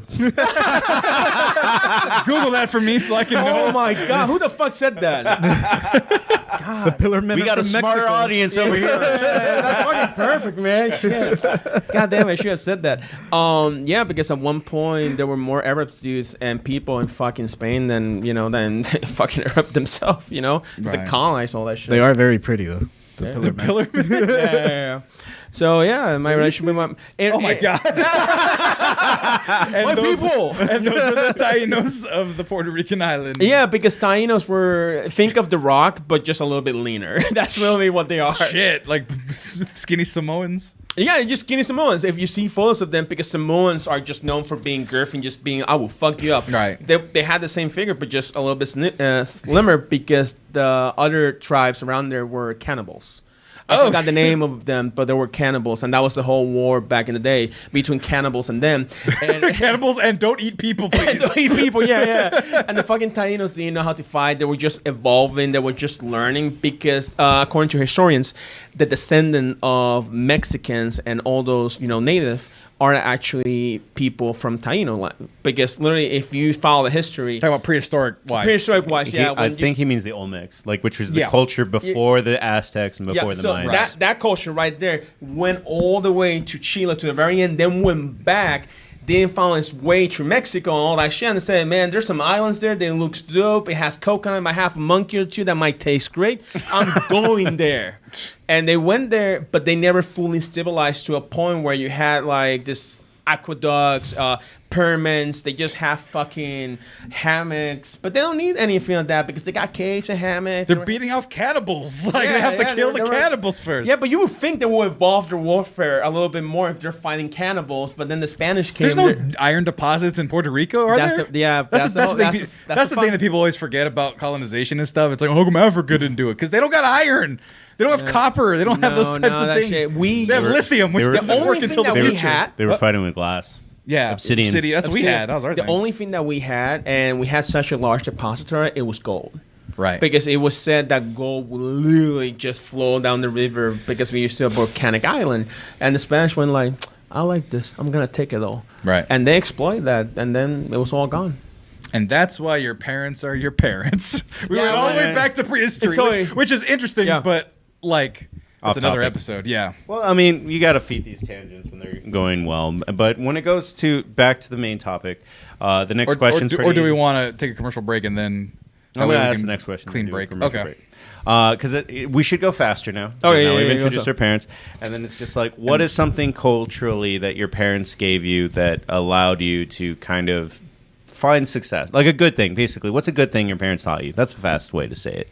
So for my thing, it would be, and this is going to probably be common, so sorry guys, you're going to need to pick something else, and it's persistence, because my parents are not very smart when it comes to a lot of Americanized type things, let alone that we grew up in the 90s, early 90s, late 00s, where it's like the internet had just become a thing. Like my parents didn't know how to help me Google things, like as simple as that is for us now, like, or even how to connect the internet or go through internet problems, but everything like that mindset of just like, I'm going to keep fucking with it till I get it right. That's what my parents taught me. Ooh, that one's hard. Because if it's not that, right? Because my thing, I'll take it this way, and this will be kind of a standpoint I can take that's different than everybody else, is they emphasized English as a language. Now, you can say what you want about colonization, all that stuff, white supremacy, patriarchy, all that stuff. My dad, as smart as he was, Spanish was his first language. And that sounded weird in that way. As smart as he was, goddamn Spanish. No, he was a smart kid growing up, but his first language was Spanish in the 1950s. And what ended up happening was they didn't have the resources to give him the education he needed, so they put him in special ed.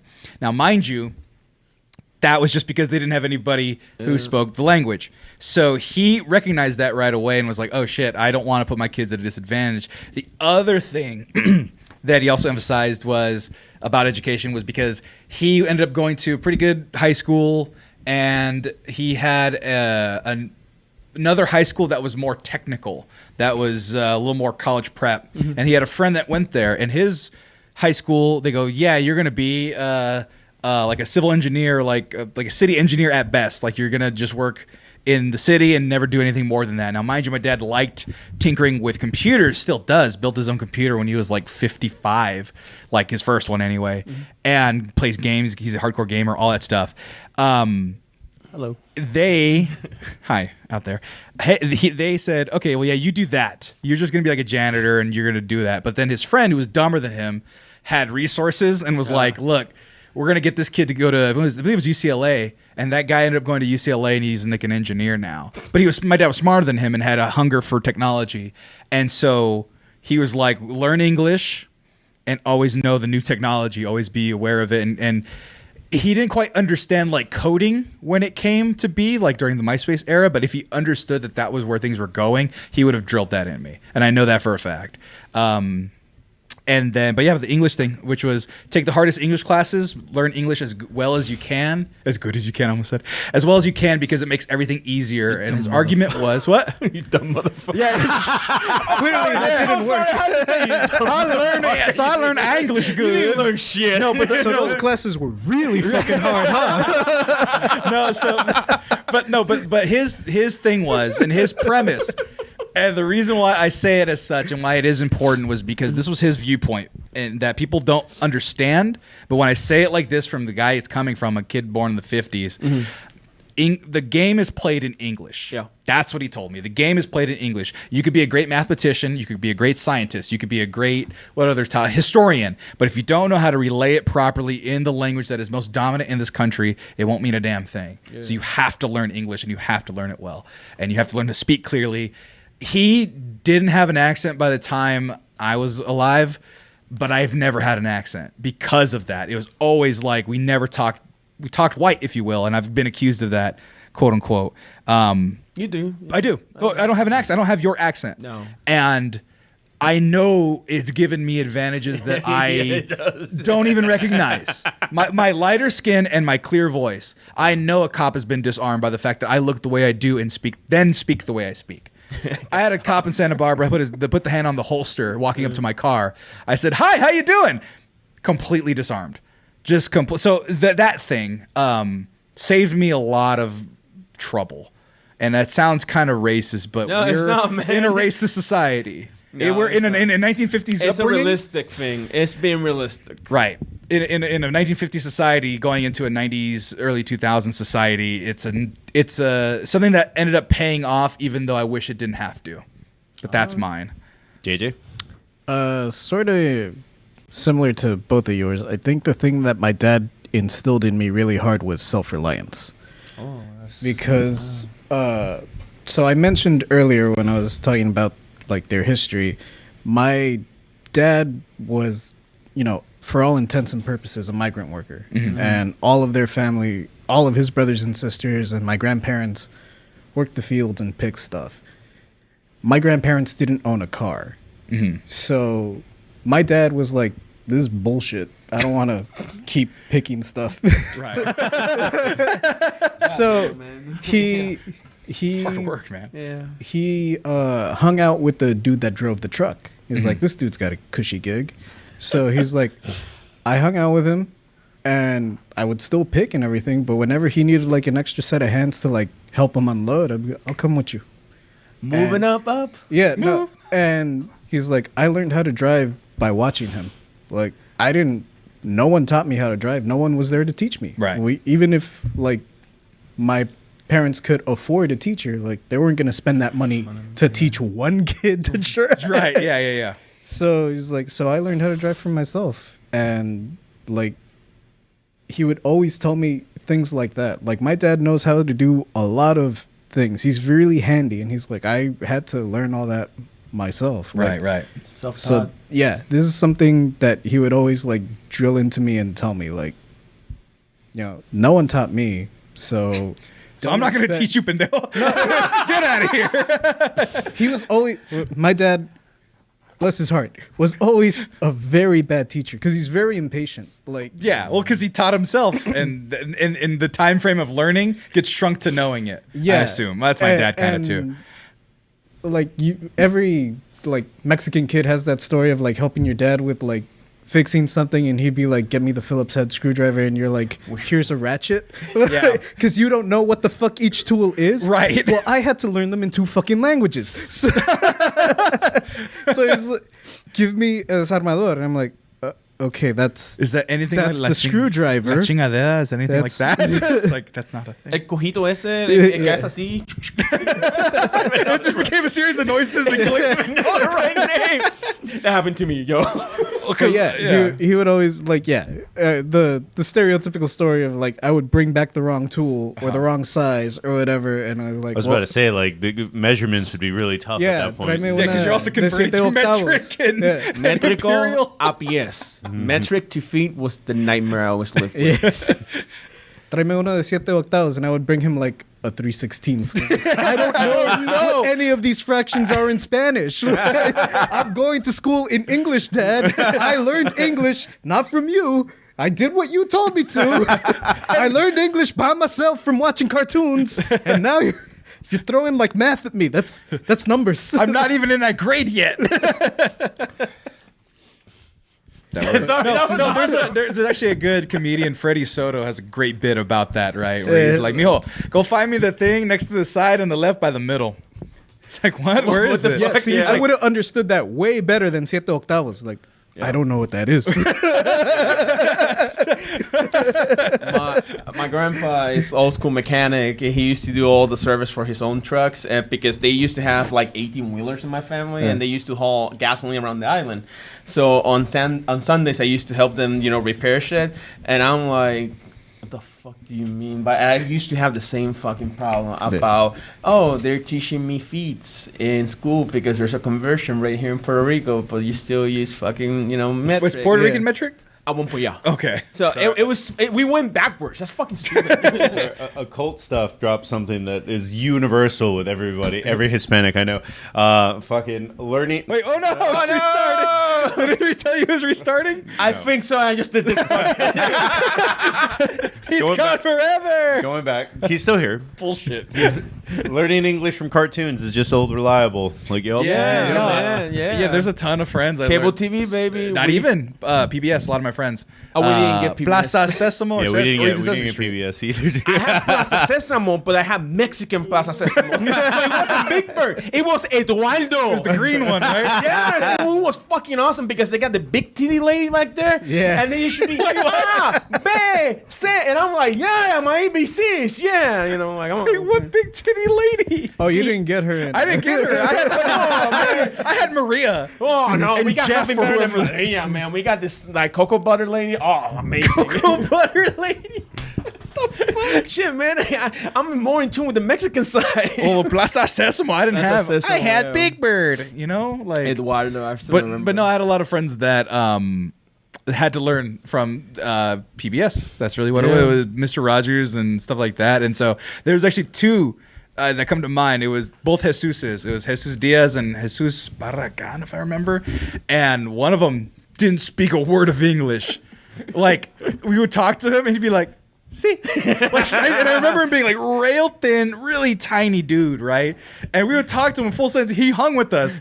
But I'd be like, what do you think, Jesus? See? And it's just like the coolest person to hang out with. Yeah, he's super cool. Yeah, because he's down for whatever. And Jesus Barragan was an asshole because he's like, bro, you want to rob this store? And he's like, see? Damn, bro. He's mad. He just be like, let's go home. Well, Jesus Barragan was like mean. He was like a mean, like he spoke Spanish and he had known more English, but he was mean in both Spanish and English. Yeah, so fuck that's that how dude. it happens. Yeah, no. It happens. But Jesus Diaz was just like, see, and I'm like, fuck yeah. And I think, and I swear to how hard is it to learn Spanish from the family? You don't learn good Spanish. You don't learn No, good you Spanish. don't learn good You can't take a Spanish class using familial Spanish. All right. So, funny story about me. My dad never liked like calling us stupid. Like he never called us menso and Stupido. Yeah. None of those words. Good. But he still felt like we deserved it from time to time. Oh. But instead of calling us stupid, he just made up a word and he would call us menchaco. It wasn't until I was like in 7th fucking grade that I found out that's not a fucking word. That's so loving. That's like, I want to call you a fucking dumbass, but I don't have the heart to tell you that, so I'm gonna lay low with this one. Yeah. Wow, it shows a lot of heart. No, it shows compassion and patience, man. Because my mom used to call me retard. Not if I was trying to get him a tool. No. My mom. I know retard is not like it's not used whatsoever. Not the word It's not the word right now. But when because I learned English at such a young age due to just cable TV, because we didn't grow up with cable. So what we would do, we would steal cable in the neighborhood from somebody that had cable that was way well off than us. So we used to steal their cable, and I used to see everything, man. Like, I saw RoboCop when I was 5, shit like that on HBO. I saw Skinner Max when I was 6. I'm like, oh my god, this is awesome. I didn't get the porn channels, but definitely my parents were not like avoidant of violence because they're like, we grew up in violence. Yeah, no, exactly. My mom saw me watching RoboCop, and she would say, "Oh shit, we got RoboCop on. That's dope." And she was just I gotta work 2 jobs. So good luck. I think I watched Terminator 2 like probably the most of the ages between like 5 and 8. They showed it to him like my kindergarten class because it was all Mexican. What was it? Tremors. There's 3 movies that are fucking Tremors and Jaws. And Jaws has a special relationship with me because it's the only movie that I have ever bonded with my dad. Because my dad... Because scary shark's scary. No, because the thing is... on a beach, dude. I know, it's their natural enemy. It's like, and I had encounters with shark, by the way, so I'm freaked out about it. I want to swim with them, but I hate them at the same time. The whole thing is because of my dad's work. He used to come in really late, and back in the day when I used to stay home with him, you know... I was with his wife, and I would just sleep. And I'm like, oh, I don't see my dad. I'm just staying here the whole fucking week. I don't get to see him. And one time I catch him when he came like at 3 a.m. just sweating from working the truck. And he just turned like TBS or some shit like that back in the day. And they were playing Jaws. And I woke up. It's like, Dad. And he's like, man, I'm too tired. Just sit here. And it was when the shark jumps the fucking boat and it's Quint. And you see bloods, and my dad's not giving a fuck. My dad's like, that's fucking awesome. And I'm looking at my dad, and I know I shouldn't be looking at this because I'm like 5 or something. I'm like, this is fucking that's really cool, man. The world is cruel and unfair. This is awesome. This is cruel and unfair. This is awesome. And then the one time that my dad went like, just sit here and just let's watch this. It's the most treasured memory that I have about him. That's why Jaws, I think to a very Freudian level, is my favorite movie ever. Oh yeah. And ever since there, I started just like, I need to learn English. Because nobody wants to teach me English. Because even the teachers suck at teaching me English. Right. So if I want a fucking future outside this godforsaken hellhole that I call an island, I need to learn English. Which is so funny about Puerto Rico because it's a hellhole of an island, but at this moment you motherfuckers leave. You got the flags everywhere. Tattooed. Oh yeah, puppy! Hey, will you go back to the island? Fuck no! Mexicans do the same shit. They're not Mexican in Mexico. Yeah. But going back to what you were talking about, like the blood and everything, I was like, I think my parents also didn't care is because like I'd help my grandpa kill chickens and goats. Yeah, same here. Yeah. Same here. My girlfriend freaks out that I sing like I seen my grandfather kill pigs. Fucking my grandma just chopped chicken. I think the craziest thing that I ever saw in the what's it called in English again? Fuck, I forgot. Which one? The farm? The farm. Yeah, it was a horse died because of a lightning strike. Oh shit! Yeah, because in the mountains there's so much, the weather's so unpredictable and it rains all the time. Lightning struck the fucking backyard and that's how this whole just paralyzed and go dead like this. Oh, no. I'm like, what happened to the horse? And my grandfather was just cursing in Spanish like, fuck, that horse cost me like $800. I'm like, no, he must be alive. And when we went there, the horse was like, this just... God, that is awful. Toasty. Oh gosh, remember that. So then, my ex was a vegan, and then one of our first dates, it was with emo. Like, do you remember? Yeah. So he's from Nigeria, and it's the same kind of immigrant thing. And then randomly, we just started talking about chickens. Yeah, and then we talked about the spinning move to kill the chicken. Break their neck. You nunchuck a chicken. And the look on her face where it was like, yeah, dude, like you just do this and just... Yeah, man. Like, and before you answer the question, yeah, fucking going. No, but like, but I think that's why I had the upbringing that I had versus y'all. Like, my dad did all that stuff. My dad killed the chickens. My dad picked the cotton he didn't pick cotton. He picked the apples and did the things and stuff. He saw how gross it was. The big thing for him was sheep shearing because my grandpa used to do it by hand. And he used to remember the bugs and the sores that they'd get. And pus and all that stuff. He goes, it's gross work. He hated it as much as he has it as a pride point. And there was one time, this is like a year ago, my dad grows grapes in the backyard. And he's showing me, bam, like super quick. He's like, this is how you prune them so that they can grow. And I'm like, you can just have this knowledge. Like, yeah, I was 5. You don't forget when you do it or whatever, right? And so... Yeah, because you do it so much that it just becomes muscle memory. Right. And so, but with that upbringing of just that grossness of the never hand me a stuff, chicken. Never give me a chicken. because I will make it delicious. Right. And so, yeah, with that kind of little stuff, I don't think they wanted that type of violence in my life. And so at least when it came to farm work, he never wanted me to work in the farms. That was our threat.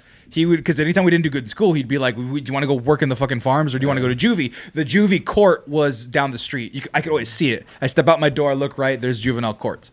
So it was either go to juvie or go to the fields. And we knew how fucking tough the fields were. We never forgot. And that kept me from acting out and acting up. And that also led to, and like the violent stuff, because he grew up with like, in the projects and stuff. And my mom did too. They didn't want me around that stuff. They didn't want that around me. So they did protect me. They shielded me around it as opposed to being like, oh, he needs to have a taste of it. Because I think deep down they wish they had a good chance, but then they made a better chance out of it. But they knew that the better chance I had and the more protected, I guess, I was, the more I could slingshot myself further. So that's why learn English. That's why you can't watch The Simpsons, because I don't want you to be an asshole like Bart Simpson. That's why you don't watch SpongeBob, because he's in his underwear and I don't want you to be a cochino. Like just little. That's what they thought. And for me, it was South Park, because I already knew I knew a little bit of English. I could understand South Park. I can't understand that one. But I snuck South Park when I got to a certain age. I snuck Chappelle's Show when I was a damn teenager and stuff. There was a certain point where they let me have cable in my room, and I was able to watch in my family things. at that point. Before my brothers, like all my cousins were much older, and I was like, "Fuck, they'll watch South Park. I want to watch this shit." But like, I bet you my dad could probably kill a chicken and make it nice and delicious, but he just doesn't want to anymore. He doesn't eat anything other than filet mignon, and he doesn't eat anything other than chicken what the breast. fuck, man? It's just like, is your dad too good enough for? Because he grew up with the shitty cuts of meat. The goat and all that shit. He hated it. Like, you know what I'm talking about. We both went like, what the fuck? He hates. I get your face, but I'm assuming you see the same reaction. He hates gristle. He hates any sort of excess fat. He hates all that shit. Those are the best parts. No. But inversly, my mom will eat the cartilage out of every piece of bone ever. If I ever fucking meet your dad, I'm gonna ask, what's your fucking problem with us? Are we not good enough for you, man? Nah, man. There was one time his coworkers invited him to a fancy it was lamb dinner, and he's like, I've had so much lamb in my fucking life, I can't do it anymore. It's not the same. They brine it. We don't Mexicans and we don't brine shit. But he just doesn't fuck with it. Can we get to the last question? That's the thing that I introduced. So I'm gonna wrap it up with me. I'm gonna wrap it. For me, my mom being a teacher, the biggest thing that she introduced me is just a good education. Yeah. Not only I always say I didn't grow up with a mom, I grew up with a teacher as a mom, because my mom was very strict with me on a lot of things, especially academically. If even I got a C, she would just hit me, and that's one. No, that's one. I know, I get it. But that's one of the reasons why I had such a little bit at first a really hard relationship with her. Yeah, because it's like, fuck, I try my hardest in math, but the teacher's not explaining in a way that I can understand. And when I come back home and I give you the fucking problem, you're horrible at math and English, but everything else is great, Yeah. And it took me literally getting my first internet connection and started going, how the fuck do I do this math equation? And going at this dial-up speed, it's like literally in a little crappy picture showing me how to solve the problem for me to understand it. Right. And that's the whole thing. And I'm going to piggyback on everybody. It's like determination, all that shit, but it's always came down to education, because my grandfathers used to be in the sugar field canes. And we didn't have any fucking cotton. We had a little bit, but our shit was sugar canes. And people would die in those fields of heat exhaustion all the time. And when I got really like, I don't want to study, I don't want to do this shit, my mom would first result, because my mom was menopausic at this time without she even knowing. Right. So her first reaction was to just hit the shit out of me. And over the years, she learned this, and she's like, man, that's the wrong way. I'm going to lose this kid. And then she's like, I'm not going to hit you this for your own well-being, but do you want to end up like your grandfather that's an alcoholic and he can't even say his name because he's so fucked up in the way that he grew up? And that automatically, I'm like, fuck that, I'm going to college. Yeah. Like, no, it like literally like snapped the shit out of me, because I'm not going to the sugarcane fields. Like I was once brought on a field day to cut sugarcane. And it was the most slavish shit I have ever experienced in my fucking life, because it was a fucking field trip where they're like, sugarcane fields now are processed by machine, but you guys get to cut it with this tiny ass machete. And you saw me with that fucking machete doing this. And I got to take that sugarcane, and it was delicious. And my mom, oh, didn't you have a great time? Yeah, but I was in the sun and I had to all do all this. And I'm like, I just did fucking manual labor. Dude, so there's a story online where the same thing happened to a bunch of black kids in the South picking cotton. Like his mom found unprocessed cotton in his pocket. He's like, where the fuck did you get this? He's like, it's a field trip. But my sister did the exact same thing with peaches. They went to a teacher's peach farm. Like, go call it peaches. They're like, we get to keep some, right? Some, yeah, they kept none. Wow, that's fucked up. No at least I got peaches. like a big ass sugar cane. That's a and I normal cut that thing. motherfucker and I chew on it like it was Tabasco. I used to be like, yeah, my heritage. Yeah, I see that one too. You know, you've seen it, right? So, my whole I've done it. So you know what the fuck I'm talking about. You can get some at the market. You can get raw sugar cane and just chew on it. And Jesus Christ, I'm so appreciative of shit like that. And coming to the States, I'm just appreciative of everything. Power, water, so many. Power in Texas. Only one time. 1 week. 1 week without power. 3 fucking months. I didn't bathe for 2 months, dude. Dude, that's Dude, come on. I was fucking nasty. I got my first real shower when I got here in November 1 from 2017. I still go to... Jump in the ocean at some point, man. with fucking salt. Have you ever done it? Have you ever gone super sweaty to salt water, then come up? No, You don't do that shit, You brother. shake off the salt crust. No, that's not how it works. Yo, like a that was cartoon. Picasso, the worst issue of the fucking planet you were gonna have there. So yeah, that's the biggest thing that I'm just grateful. And to this day, I work in the game industry, and the coolest thing that my mom taught me is like, if you don't know, there's no shame in asking for help and learning from somebody new, and asking for somebody to teach you. You know, there's no shame in that game. Yeah, I would never learn that from my dad. That's a good one. Yeah, I learned the exact opposite from my dad. All right, guys, we're going to go to a commercial. We'll be right back. Ether. So this is going to be a lot faster for this next question, and then after that, we'll get into the final question. Final round. So last question, like I said, try to make it as fast as you can. Carlos, goddammit. Oh, me? You motherfucker. Like, okay, everybody, let's look at Sammy right now. Yeah, everyone always look at me. Why are you keeping your eyes off me? What's wrong with you people? All right, anyway, because he's going to interrupt and go into some sort of rant. Something that your parents did that actually kind of held you back. So for me, it was my dad kind of raised me to bottle a lot of stuff in. Yeah. So it's like, it'll be fine. Just keep it to yourself. And then it'll actually, there was no, and then there was no. Bottling, keep it to yourself, and that's it. That's all I got. It was just basically be stoic about whatever you're going through. So in a way that it would not. Just kind of grind it out. Like, just look it in the face and grind it out. And then that works for a lot of things, but not everything. Like, so eventually it gets to a point where you kind of get just smoothed out kind of thing. Yeah. Mental, I would think in general, like, even Sam, who, like, is the biggest advocate of it. Like, our parents were not very big on mental health. No. It's a bad word. It's a dirty word for them. You were a crazy person. You were crazy. Right.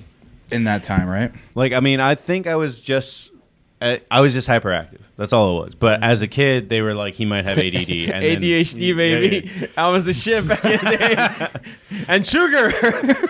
Yeah, let's give these kids Kool-Aid and pure sugar cane and sugary cereals and be like, run. And he's crazy. He's got ADHD. And then they were like, had kind of recommended, like, hey, he should take a couple, I don't even know, like, what the right dosage is, because I was 8 at the time. And it's like milligrams or something of Ritalin. And they were like, he's not crazy. He's fucking not this. Ritalin used to fuck me up. Yeah.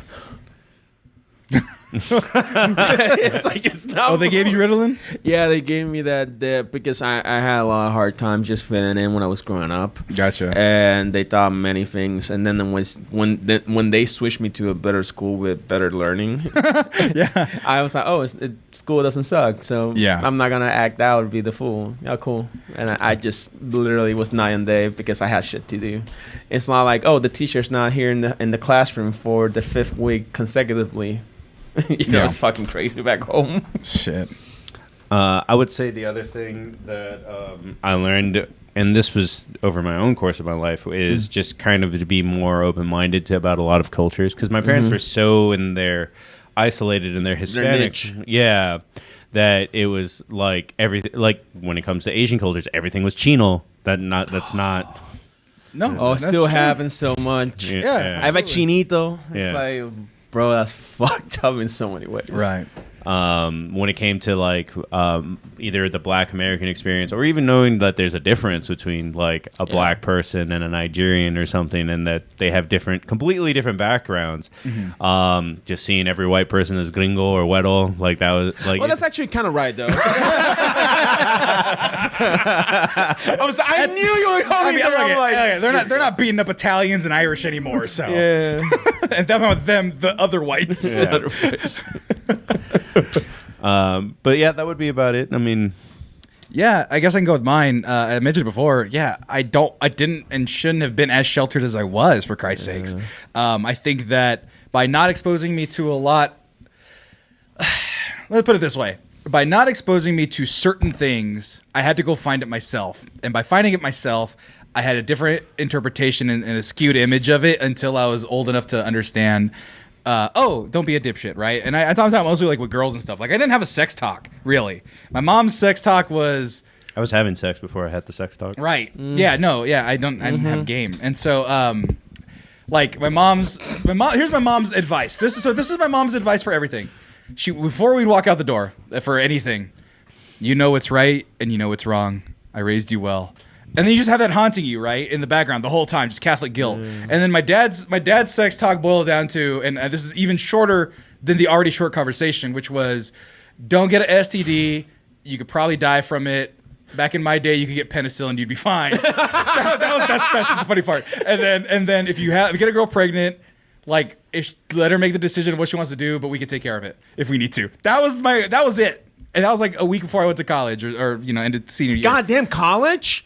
Like, so you didn't get that talk earlier? No. So I was like, I had all these hormones and these things that I could speak to no one about. So I had the internet, I had DSL. Jesus Christ, so dude. So that's the thing, right? No, there was no free sex. Dude, we don't talk about sex now in my family. My parents have 4 kids. To their knowledge, they only had sex 4 times for the sole purpose of procreation. And one of them goddess washing. Exactly. Yeah, and they shook hands coaching. afterwards, right? We don't talk about that thing. I can't have a female friend without my mom thinking it's my girlfriend. Like I can't even bring one up. That's a big thing. It's a big thing, but like culture, I sometimes look back and I go, man, it was almost puritanical in certain ways. Not even overtly religious because we weren't really. No, but you used the word correctly. But yeah, but it was just like we couldn't talk about sex. So like being able to talk about relationships and healthy relationships, and not kind of my dad's machista legend that he kind of built a little bit. He wasn't like a Casanova, but he would tell stories and be like, I could have done this and this and this, and he probably could have. He's a good looking dude. But the overall sheltered about that kind of stuff. That's one thing, and then the other thing was guess what, Dad? I did it. What? No, because you were like, he would talk about like, I could have done this. I was like, no, Dad, I did it. Oh, yeah. Yeah. There's no could have. I did. I've already done it by accident and on purpose. Who knows? But then the other thing was By just accident. hey, sometimes it just falls places you don't want to go. Anyway, the other thing was just because everything else was pretty well balanced. Obviously the emotional thing, like not bottling everything up and not just doing that. But the other one was stop being a part of the team so much. So everything I tended to do was for the greater good of the team, which was my family, which was I was the younger brother. I played my role. My oldest sister, be perfect. You are the golden child. Work hard, be the fucking honor of our family. That's your role. My brother, you're the fucking heir. You're my namesake. That's your fucking role. Figure it out. They actually the middle 2 got less attention. The other daughter was just like, do your thing. That's it. Whatever. And then me was, you're bringing up the rear. We let you get away with most everything, but everything that you do always fucking happens. The last motherfucker right? out. Yeah, do whatever you want, but the other ones are gonna guide you.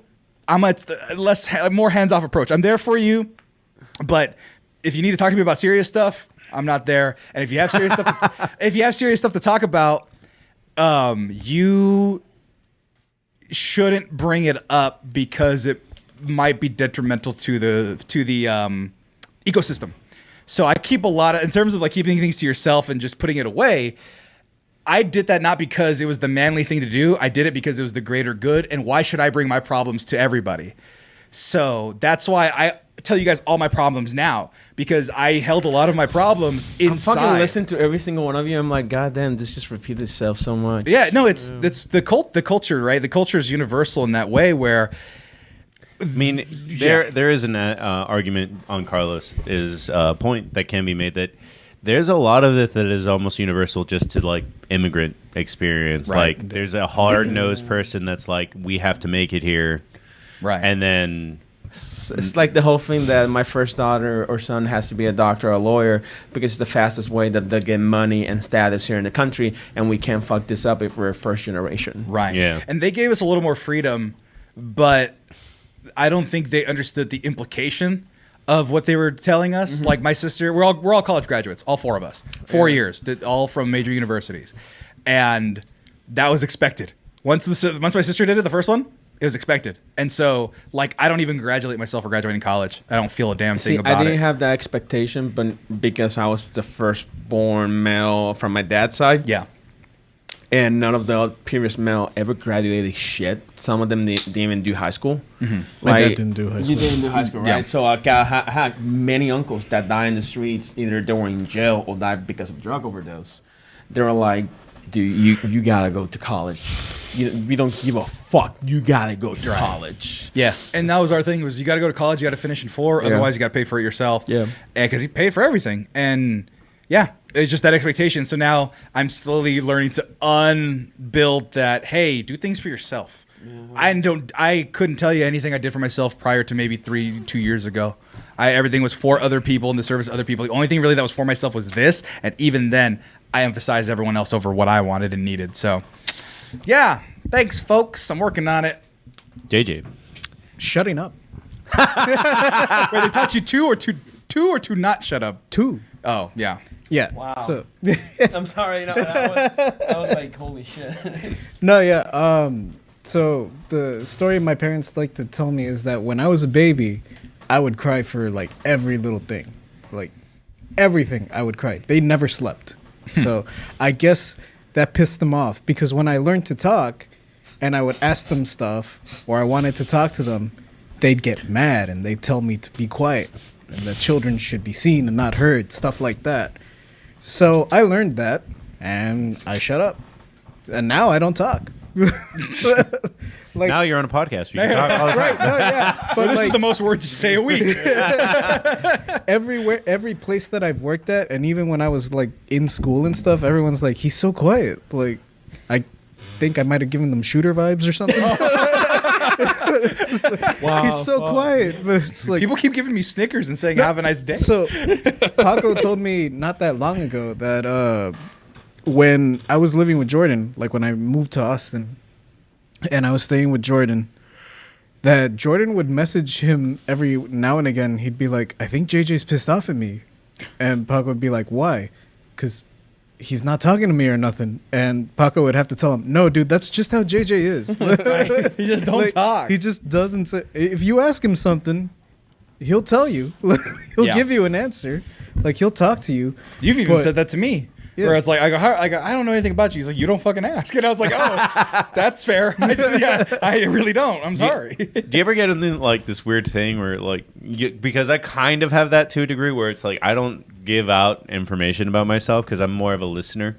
So whenever someone's like, oh, like, why didn't you tell me that, like, weird things, like, why didn't you tell me I had a sister? You didn't ask. Like, yeah. I'll do that. Like, anytime I hate that part in like an application or an interview where it's like, so what are your interests? Self-reflection. It's a bitch. Boobs? Can't put boobs on the application. Just draws boobs. It's a W. It's a W with little nipples. It's like woodworking. The W's are titties. The O's are titties. The D is a singular titty. But yeah, and so like now to this day, I'm pretty quiet, and that also kind of made me, what's the word I'm looking for here?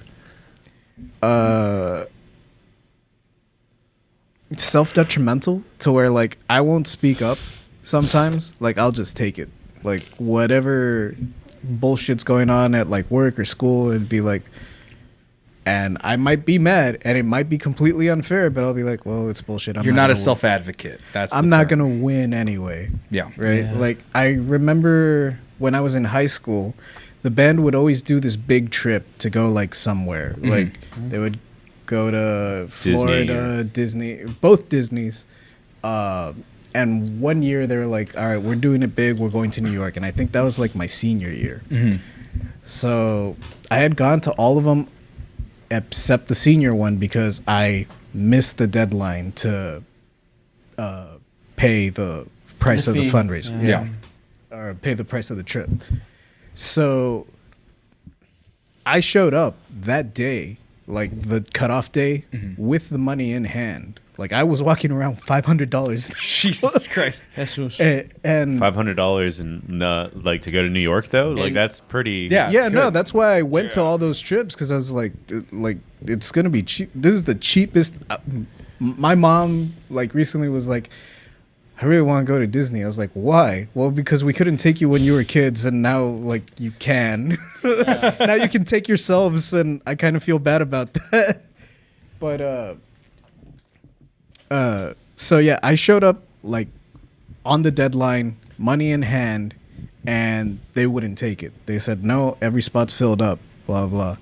I was like, okay, that's weird, but whatever. So I left, and I told my mom about it, and she's like, why didn't you, do you want me to go back in there? I was like, no, Mom, like, it's pointless. It's Chinatown. Right. Like, we're not going to win this fight. Yeah. And I found out because the girl that I was dating was also in band. She paid the day after. Oh. And they let her go to the New York trip and everything. And I was like, okay. So it's just because I'm a third band. I'm a third string fucking saxophone. Right. And she's a first string saxophone. Right. But you didn't advocate for yourself, or did you advocate for yourself? I didn't. I just Okay. showed up and I was like, here's the money. And they told me like, no. Oh, it's they too late. rejected you. Yeah. So okay, No. no. So that means that you did advocate it for yourself. If you went and did the process, you went like, No, yes. no, no, He never. He went in there when they told him no. He said okay. Like he didn't advocate for He didn't himself. push didn't. the. Oh, After okay, the so he first didn't no. push further than that. That's the Yeah. whole point. Okay, so you didn't Yeah. push further. Like he didn't just take the money and be like, I can't do it. I'm not okay, gonna so go. okay, that He didn't went. happen. So, Yeah. but at that point, man, you know, there's fucking racism involved, like always. Or Well, towards 98% third string Hispanic. band. Yeah, it's a different. They're all thing. Mexican down Yeah. there. We had a black guy. And they didn't let him on. It was really racist. We had that one dude to me quota. Oh, and So- we had so- that one Chinese guy Yeah. that we Mexicanized. Yeah. As for the one black guy, he played football. Oh, He wasn't in band. Fair. And Juan Gutierrez was the Juan Gutierrez, that's his real name? was the Chinese guy. That's awesome. Wait, his last name was Gutierrez, so he's half. We can assume. No. Gutierrez. His last name was Wu. We made him Gutierrez. And we're all getting canceled for that one. Ooh, no, that's great. That's how cultures That's work, man. fucking awesome. Shit. There was a dude that when he was a grade higher than us, and That's great. he was half Hispanic and then half Chinese, and his name was Wan Chong. Yeah. Yeah. Puerto Rico, we have a deep Chinese population because a lot of them immigrated to Cuba, and then they find out fucking Cuba's a piece of shit because of communism. Communism's whack. Yeah, no, communism is wet, and they were like, we're fucking hauling ass. And before Cuba became like this whole place that nobody could come and go, a little before Castro, because Castro was gonna take over, they all fled to Puerto Rico, and we still have a nice population of specifically Chinese folks because communism and shit like that. Right. That's pretty funny. It's That works that way. tragic. No, it's tragic, but it's funny how that works, right? It's just like random people get inundated with random peoples that are just like, why are they here? Oh, They're history's seeking terrible. asylum, bro. They're seeking something better. Yeah, that's why we have like in Fresno we have a ton of Armenians. It's like why? Oh, they were being genocide. Oh no. Carlos. All right, so my whole thing. Okay, so I was debating to say the answer that I wanted to say because it's dark as fuck. So, and I don't talk about this. I think the thing that my mom and my family introduced me that I think it did me more harm than good was religion. And religion, because religion can be an amazing thing. And I grew, and during my teen years, I was like, I'm atheist, fuck it, fuck you all. I was in my rebellious age and all that thing. And one of the reasons why religion is so something that I kind of oppose nowadays, but I'm not fully against it, is because it's an excuse to be homophobic, to be racist, or specifically to, to not give you the rights that you deserve as a human being. Right. And this is the first time I ever said this on air. When I was in high school, before I went to the private school, I was sexually abused at school. Damn. And yeah, this is the first time I ever say this live, because I never. Trigger warning. Yeah, trigger warning. That's a good call, because my girlfriend taught me about trigger warning, and the whole thing is that when that happened, I didn't know how to process. Right. And now, looking back at it, my dad used to call me a fag. He's a little fag.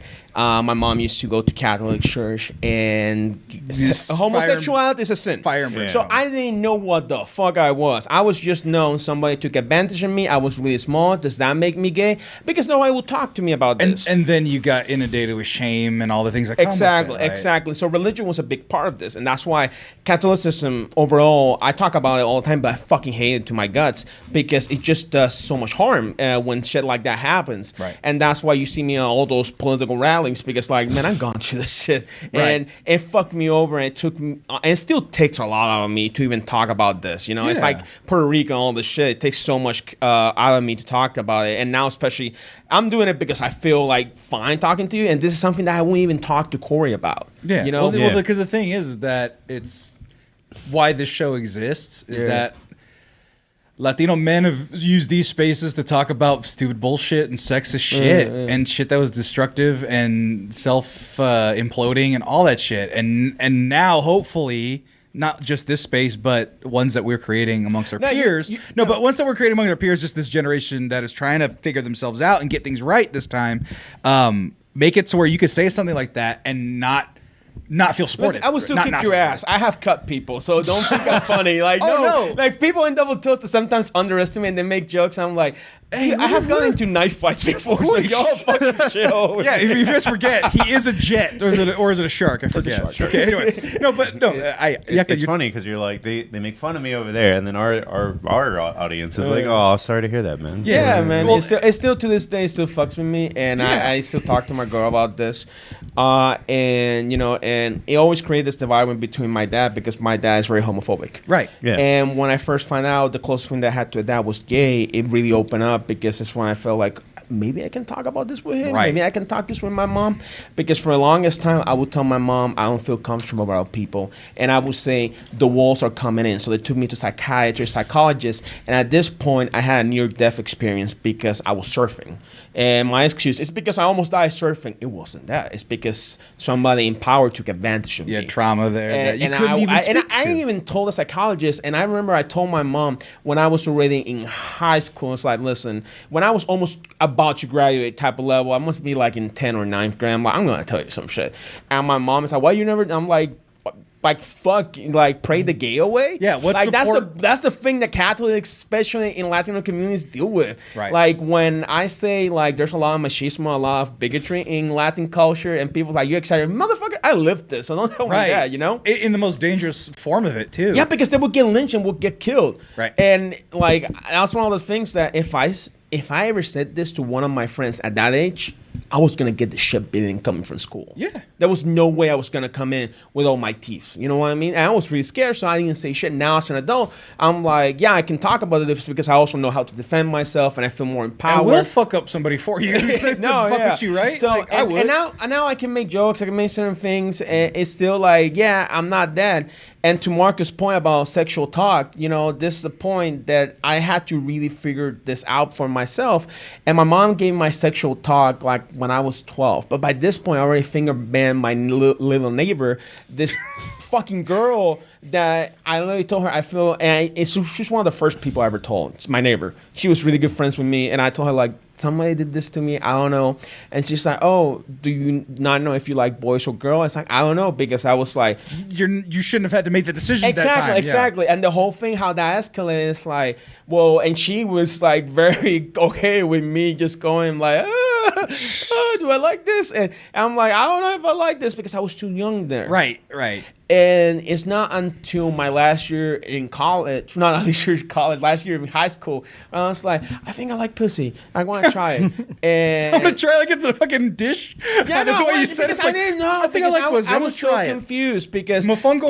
yeah, pretty much. It's like I was into art, I was into writing, I was into all the things that somebody would label as gay in Latin community. Right, You know? right. You know, I was into all that shit.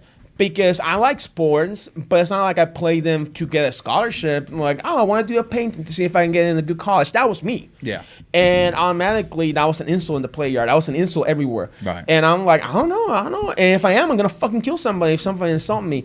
But it took me finding out a girl that I like and being intimate. It's like, oh, I fucking like this really much. You know what? Women are tight. No, this shit is tight, yo. And... Your voice dropped. No, because the thing is, I used to like draw, girls? Oh man. yeah, I used to draw naked dudes and shit in art school and stuff like that, and I was always like really blushing. I'm like, what the fuck is going on? Right. And it's all those things that you can't be honest, and that's something that I see all this. I see it's happened so many fucking times. I still see it. Yeah. You know, it's still around. and I think I'm the lucky one because even with all the shit, my mom was still there. My mom, like, you know, my mom is my hero. She was always there, but. I, like, if my brothers or somebody in my family insists this in the future, they'll call me and be like, oh my God, you never told me. Because, like, motherfucker, look at where we grew up. Look at the people that we were around with. Do you think I can come up and say this? And it was all because of religion. You know, like, no, Answer, I was like, either two things were going to happen. I was going to get the shit beaten out by my dad because my dad was going to blame me in the sense, why didn't you defend yourself? Right. Or my grandfather and my dad was going to kill the person. That was going to happen. Yeah. That was going to happen. You know what I mean? Because I grew up with my dad to a point where he used to lift guns, and it's like, oh, none of you kids are gonna touch them guns. And I was like, holy shit, that's the Dirty Hardy. Because I love movies. I recognize a fucking what's it called? The revolver. Yeah, fucking Magnum. I recognized it. It's a 357 Magnum. Yeah, because he used to have it when he was a trucker. Because like, with one shot of this, I scared them away. And I'm like. Funny thing is, you're not very accurate with that gun. Too big.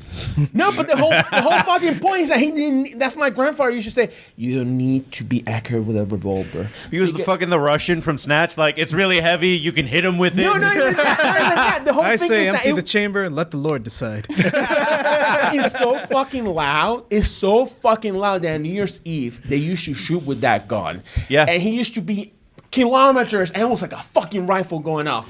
Can you imagine somebody kilometers? Kilometers. It's louder than some rifles. I'll be honest. Yeah, no. I know, so all of a sudden, kilometers. like I can see like somebody tried to carjack my grandfather. My grandfather used to pull that fucking gun because he did it once, and he shot in self-defense.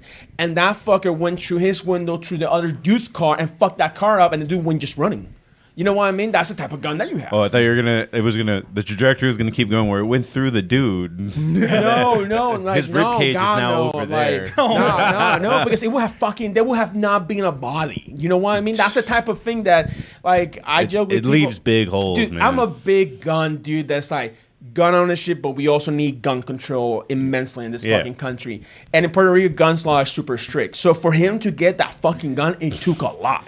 But it's a bunch of Latino men that work in a very dangerous job. They're all fucking unstable, tired and sleep deprived. Tired, unhealthy, all fucked up. One of the biggest fucking guns you can have.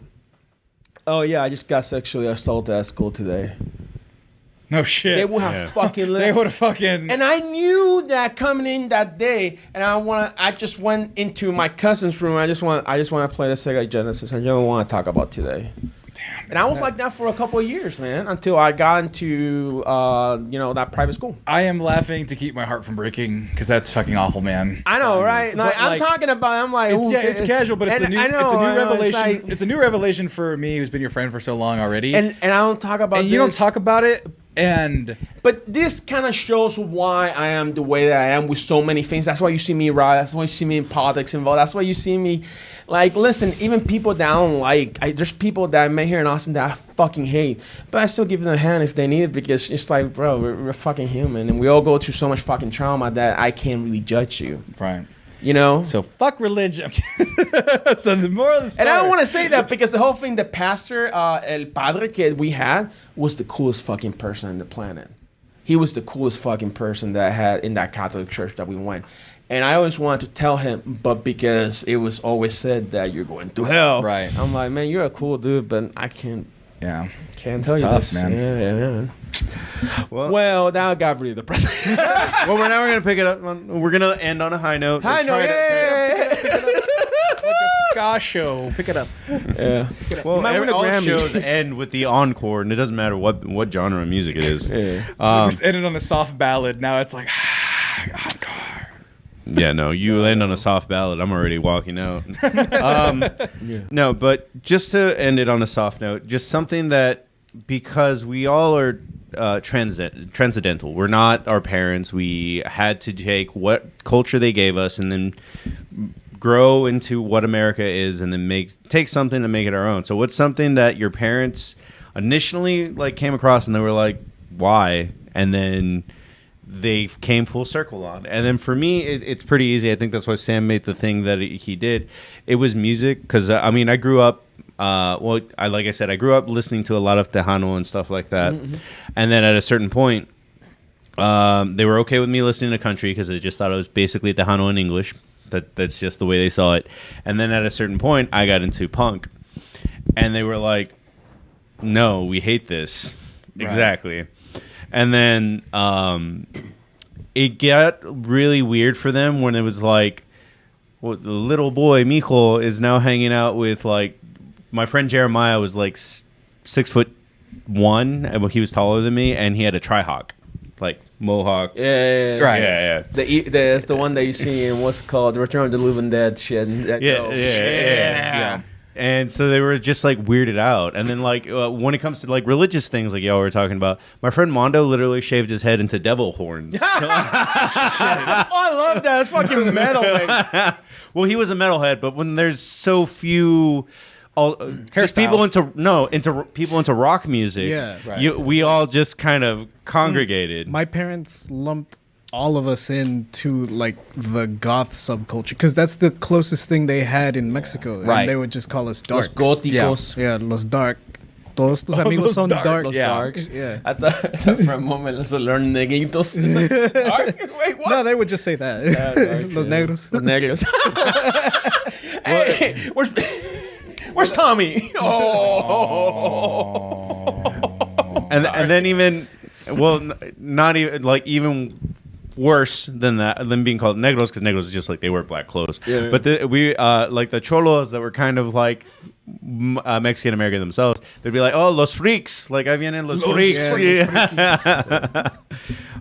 But at a certain point, because my friends and I always took so much care of each other, they came to see the camaraderie, came to see whether it was the music that brought us together. And then at a certain point, because I think there is a lot of Mexican culture in punk, like literally one of the biggest punk bands is NoFX. Their bassist is Mexican. Yeah. No, their guitarist is Mexican. The bassist is Fat Mike. But and then it's just happened a lot where like now we get bands like Piñata Protest. Oh, I don't think that's an actual fucking band. Yeah, it's fucking dope, man. Get the fuck out! It's like mellow cumbia.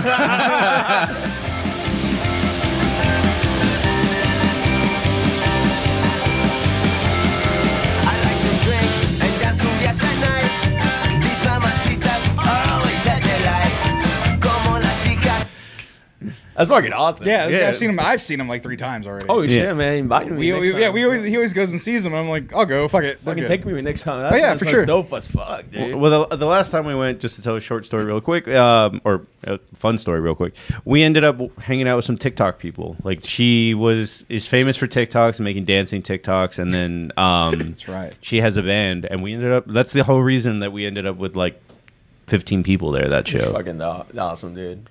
Sam. Oh, this media, internet, film and media. So here's the thing. I don't even. People have kind of surmised Play this. some Selena. What? Play some Selena. Play some Selena. No. Here's the thing. I think this is gonna sound insane. God. This is gonna sound insane, and it might be in the membrane. Yeah. It's into the brain. in 6th grade, my best friend at the time, Sean Hunt, when they said, "What are you going to be when you grow up?" They made us sign a thing for 6th graders so we can go back and revisit what we. They asked for Celine on. They asked for it? Yeah. Why? Now you guys. So just in the middle, just get a fucking copyright strike in the middle of all my important shit. You get copyright strike by Catbite. Yeah, we will get copyright strike because someone's gonna the Sony Entertainment is gonna fucking copy. Anyway, They're not owned by Sony Entertainment. So here's no, not them, but the Selena Masters. Anyway, so friend Sean Hunt, he goes, "I'm gonna be a famous film director," and I go, "Man, that's cool. I didn't even realize that was a job." Cut to senior year in high school. They're like, "Going to college. What do you want to be when you grow up?" And I'm like, fuck. I didn't realize that undeclared wasn't a bad thing. I thought undeclared was a horrible thing. Like, if you're undeclared, you're a dipshit. You don't know what you want in life. So I was like, I'll go for film. And mind you, I liked movies, but I was never... Actually, you know what? I liked movies, and I made movies on like my camera, and You didn't watch them for the love of God. I didn't watch a lot of them, but like it was always a part of my life. But it wasn't anything where I was like I consumed them at a way where I had just to have more. There was a limit. I watched some more TV than anything. Oh. So I applied to school for film and media. My parents were like, "What?" Okay. And then I got into a great school, UC Santa Barbara. And then I was in the middle of my recs, and it got to my junior year where I had to start taking classes for my major. And I'm like, okay, I guess I'm going to commit to this. Sure, why not? And so I just did it because I said I was going to do it. I could have switched to a bunch of different things. I probably could have been good at a lot of different things. Sociology was really interesting to me. Psychology is super interesting to me. But I was like, no, let's go with film. Fuck it. And so I did it. And the whole time my parents were like, what are you going to school for again? Film, and you going for movies, whatever? And I was like, no, film and media studies. And what I started focusing on was the development of broadcast media, internet, culture, things like that. Specifically because it was 2008 through 2012. So it was burgeoning at the time. It was going to be important. Yeah, you're right there in the cusp. Yeah, and the thing was like that's when streaming was barely starting to start, and I was like, oh, there's gonna be so many streaming services that it's gonna be like paying for cable, and I was right. It was a very obvious thing, but I was an undergrad coming up with this shit, realizing that that's what was gonna happen. It happens now. I'm like, haha, I was right. So Still better than cable though. yeah, but I finished it, and they still didn't understand it. And then I do life, and then I'm in Santa Barbara post grad. My buddy's dad gets cancer, has to move back home. I'm in Santa Barbara. Can't afford a single bedroom. I can't find any roommates. I have to move back home too. I move back home. I do some various series of odd jobs, and then some of you know the story. Tommy McGrew gets kicked off of Double Toasted for the reasons he's not able to participate anymore, and Shay, who was on Double Toasted at the time as well, also leaves. And I said, "Hey, Corey, who I had met a couple years prior visiting Austin, do you need help with your website, doubletoast.com?" And he was like, "Sure." And I was like, "I know Melly, your future brother-in-law, just moved out. There's a spare room. Can I have it?" He's like, "Let me talk to Mia." And then you did sexual favors in return for a job. I didn't even do any sexual favors. That was the thing. You didn't see him naked. I didn't. I saw him naked one time, but I was looking at his eyes, and so I didn't realize he was naked until he told me. You thought you were gonna just pass that and not even mention it. Nah, I was already living with him. And it was after one of the events, and he was hungover, and my battery was dead on my phone. Yeah. I was like, "Do you have a phone charger?" He's like, "Yeah," and he threw it at me, and I didn't realize he was naked. I was looking at him in the eye just in case. Because it's happened, you know, your parents walk around in their underwear, you look people in the eye. Anyway, so he goes, yeah. He calls me the next day, and he's like, yeah, sure. And so I drive 2 weeks later to Austin, and I live with him for a year. And then I start my life here doing fucking podcasting. And they're like, "What are you talking about?" And it wasn't until I got this job 3 months ago where I do digital media work, where it's social media, and I'm doing emails, and I'm doing a podcast actually for my job. And they're like, "Oh, it makes sense." Like they finally put the pieces together. Like, "Oh shit, yeah, it's media. It's what being a news anchor would have been back then." Yeah. But all those skills that you were developing, all that wasting time that we thought, you're just not getting paid that they believed in me but didn't understand. They don't actually make a lot of money. What? News anchors. Oh, they don't. Yeah. Unless you're fucking, what's it called? The dude from Accent, from Series. Anderson Cooper. Yes. Yeah. Like that, Yeah. Unless you're one of those. No. But that's not really a news anchor anymore. I'm just saying he's not Ken at 5. Yeah. You got a very good point. Let me retract that one. Yeah, he's not Tom Brokaw, right? But so Whoa, yeah. So it wasn't until that where it was like, oh shit, these are skills that you were building social, like you were not just messing around on social media, you were developing an audience. You weren't just podcasting, you were developing speaking skills. Like they didn't get it until they got it. And it wasn't until very recently, and now they're like, "Oh, you're really." They haven't seen this show, but they've seen other things I've done. They're like, "You're really fucking good," and it's like, "Yeah." And I didn't even want to really do this. That's the thing. I kind of fell into it, and it's working out really well. And but it took them a long time to fucking get it. So, yeah, media, make it work. Make me prove my parents wrong. Donate, like, subscribe, do all the things. JJ. Well, side note, real quick. Toshiba is saying, really good show tonight. Should have Carlos on more often. No. Only to fight. Well, actually, Listen, you know what? like I know how this goes. I'm in like 2 episodes, and people complain about me. No, then that's I go right. to another our podcast. audience is better. They're not going to complain. It's about more it. savage, more intelligent. Not only is our audience better, you're. Do you fuck with Sebastian still? Puerto Rican Sebastian? Sometimes and sometimes no. He gets on my nerves. Is he? I love him. I love him, but he gets on. Is he island bound right now? Yeah, he's in Puerto Rico still. Damn it! Because my thing is that we should do a full episode of Mexico versus Puerto Rico. Puerto Rico. Yeah, I wanna. Like go over the histories, do all I that fuck with shit. him. I love him as a person, but he reminds me so much of my little brother. That's like fuck. I Yeah, I get it. Oh yeah, I get it. I've partied with him. Anyways, our friend Sebastian. He's also Puerto Rican. Great He lives in person. Austin. I fuck with him all the time. But JJ has met him. He was at the video game tournament. That's right. yeah. So, but yeah, point is, Carlos will be back for Puerto Rico versus Mexico, which that should be a good episode. I mean, that's our pre-show. We that have by the way. citizenship. We win. Done. He's not wrong. He's not. We have tequila. All right, play. JJ. Food. Food is literally something that I opened my parents' eyes to because my parents, especially my dad, is very set in his ways of like Mexican food only, and then like only this style of Mexican food. You told me a story about the migas. Is your dad a well done steak guy? Yeah, because he doesn't know any other way to like make it. But there's a really good reason why it's always well done. No, because yeah. the bad piece of meat. But it's just I had to introduce my dad to medium rare.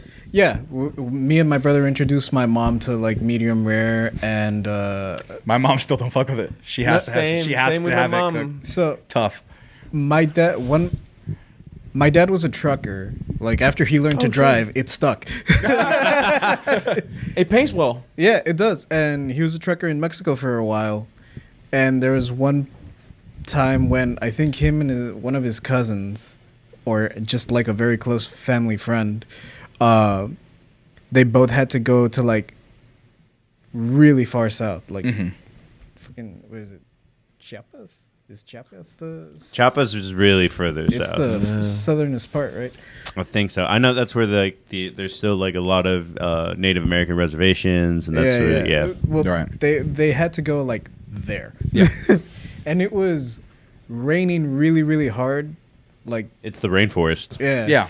So Yeah. the road that they were driving on was like completely mud, just like, and it was like this black, dark, fucking like black as night mud. Yeah. And that was all my dad was seeing for like the hours that they were driving. They finally make it to like a little town, and they stop at a diner and get some breakfast. And my dad's like, I want some eggs and some beans.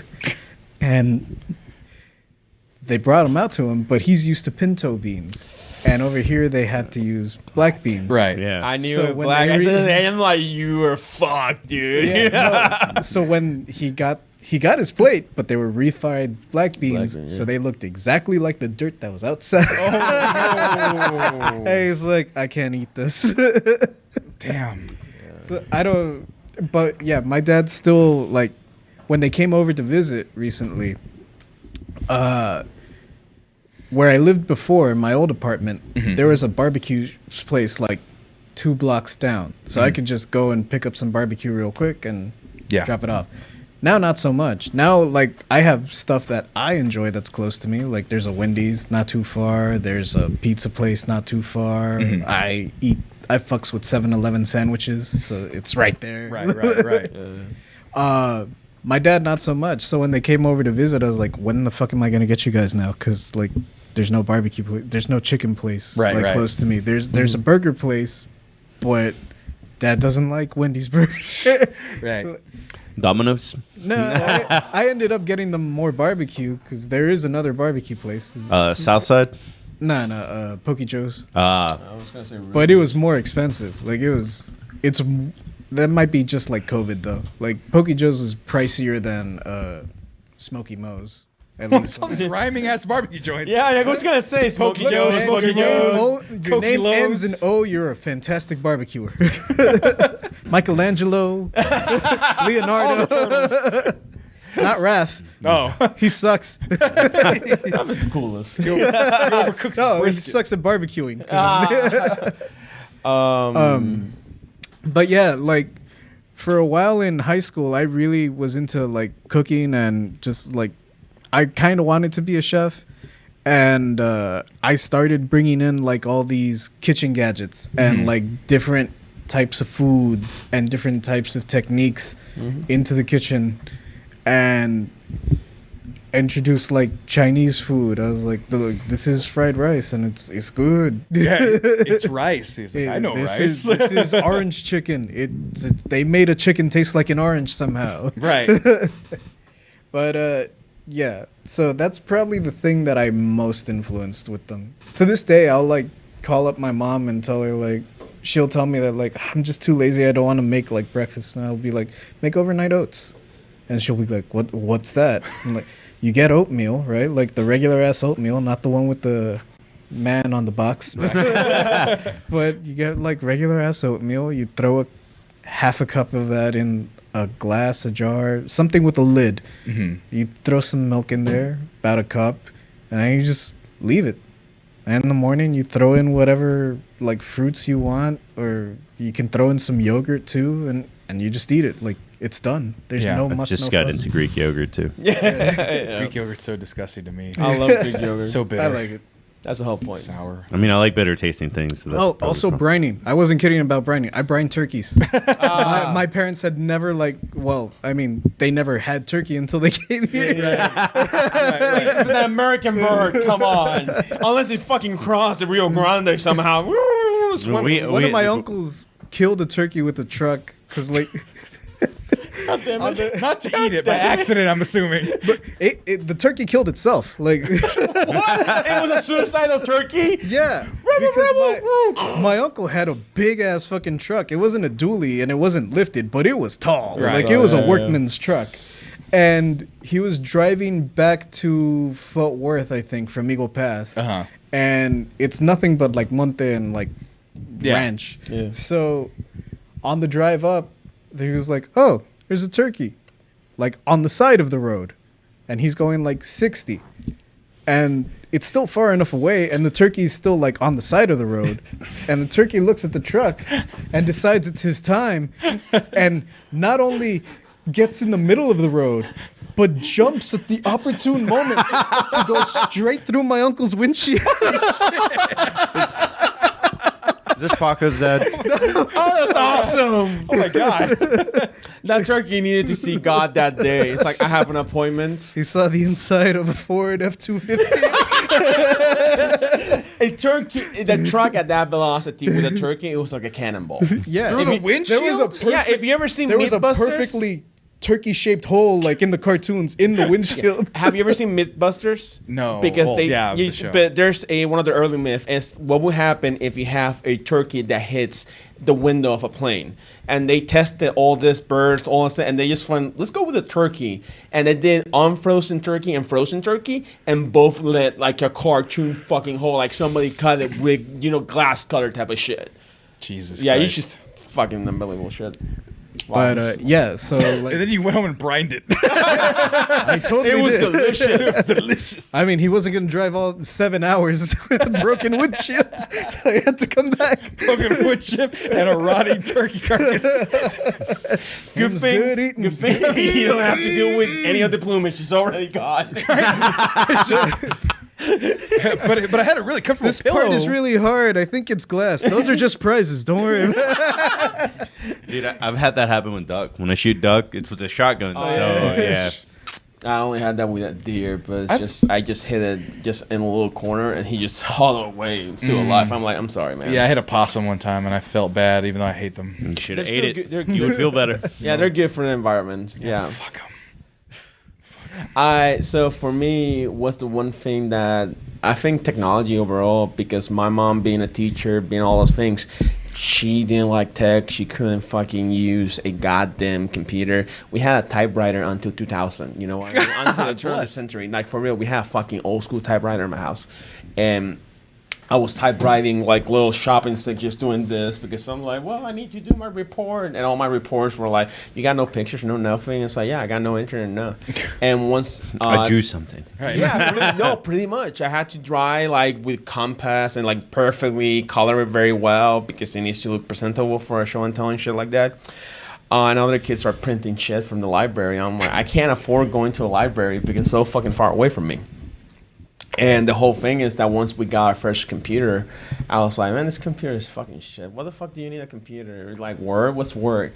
And the first computer was given to my mom because of the government of Puerto Rico. So every single teacher needed to have a computer. Right. And I was like, what the fuck is this? Right. Whatever. And all of a sudden, like, I discovered games on PC, like Doom, Jack's Rabbit, all those fucking games. I'm like, oh my God. And this is before I had even a PlayStation 1, shit like that. Right. Just, like, I grew up poor, so I just had hand-me-down consoles. Yeah. And at that point, I just became fascinated. And even when I was in college, I was trained to be a classical art type of dude, like sculpture, painter. I'm like, I don't know, maybe I'm artist. And then I saw all my teachers being broke as fuck, and I'm like, yo, I cannot do this. So I'm like, fuck this. I'm gonna end up in the fucking streets, crazy drawing. And I'm like, what about games? And I started looking up games, and I switched all my majors to game design and game art.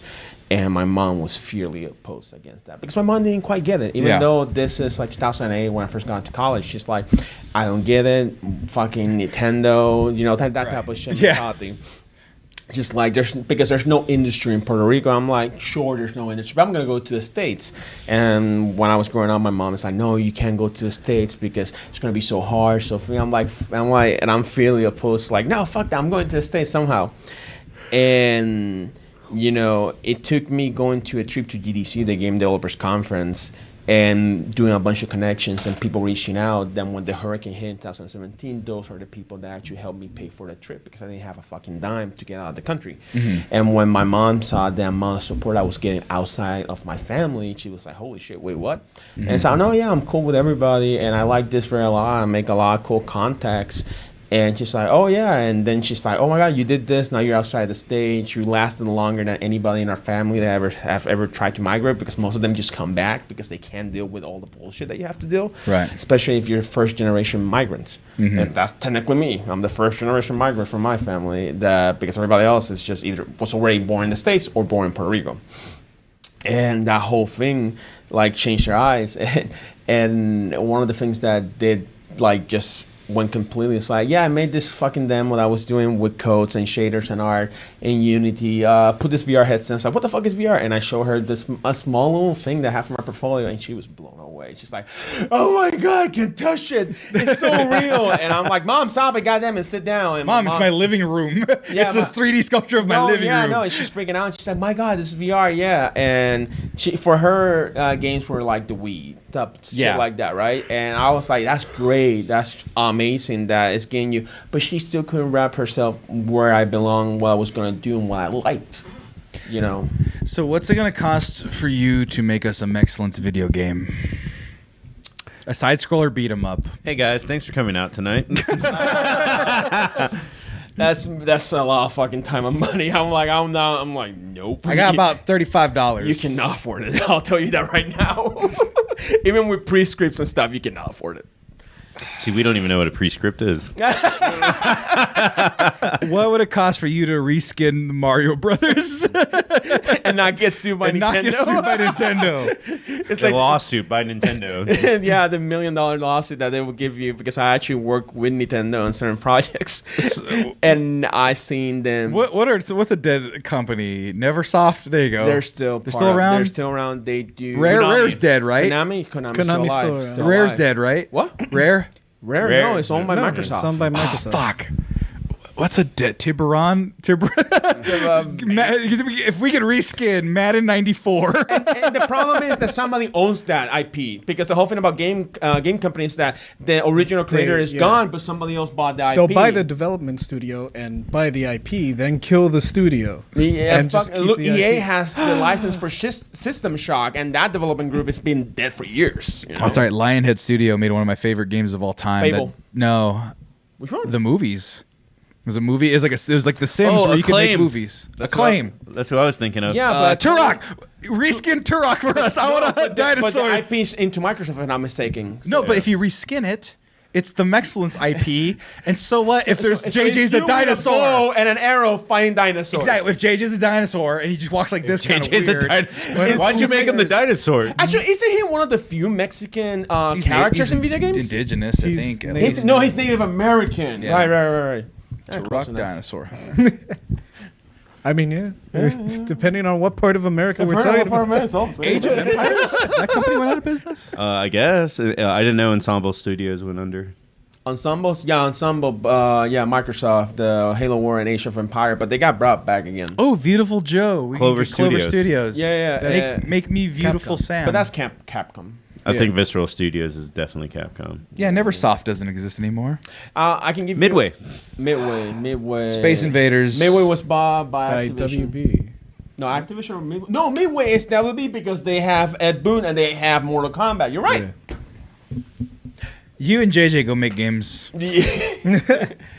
Hairstylist Simulator 2016. It's like a little. Sam over here thinks he's playing Age of Empires. He's like, click, make video games. Yeah, no, he really thinks. No, because that's how the movies was. It was like you click and you make a movie and you make video weird, games. The weird thing, Just not to click be on and a make- tangent because we're running short on time, is that I really We ran believe- short on time 30 minutes ago. There ain't been no Yeah. shit. I really believe there's going to be a future where it's going to be so easy to create content that it's going to be just clicks and switches.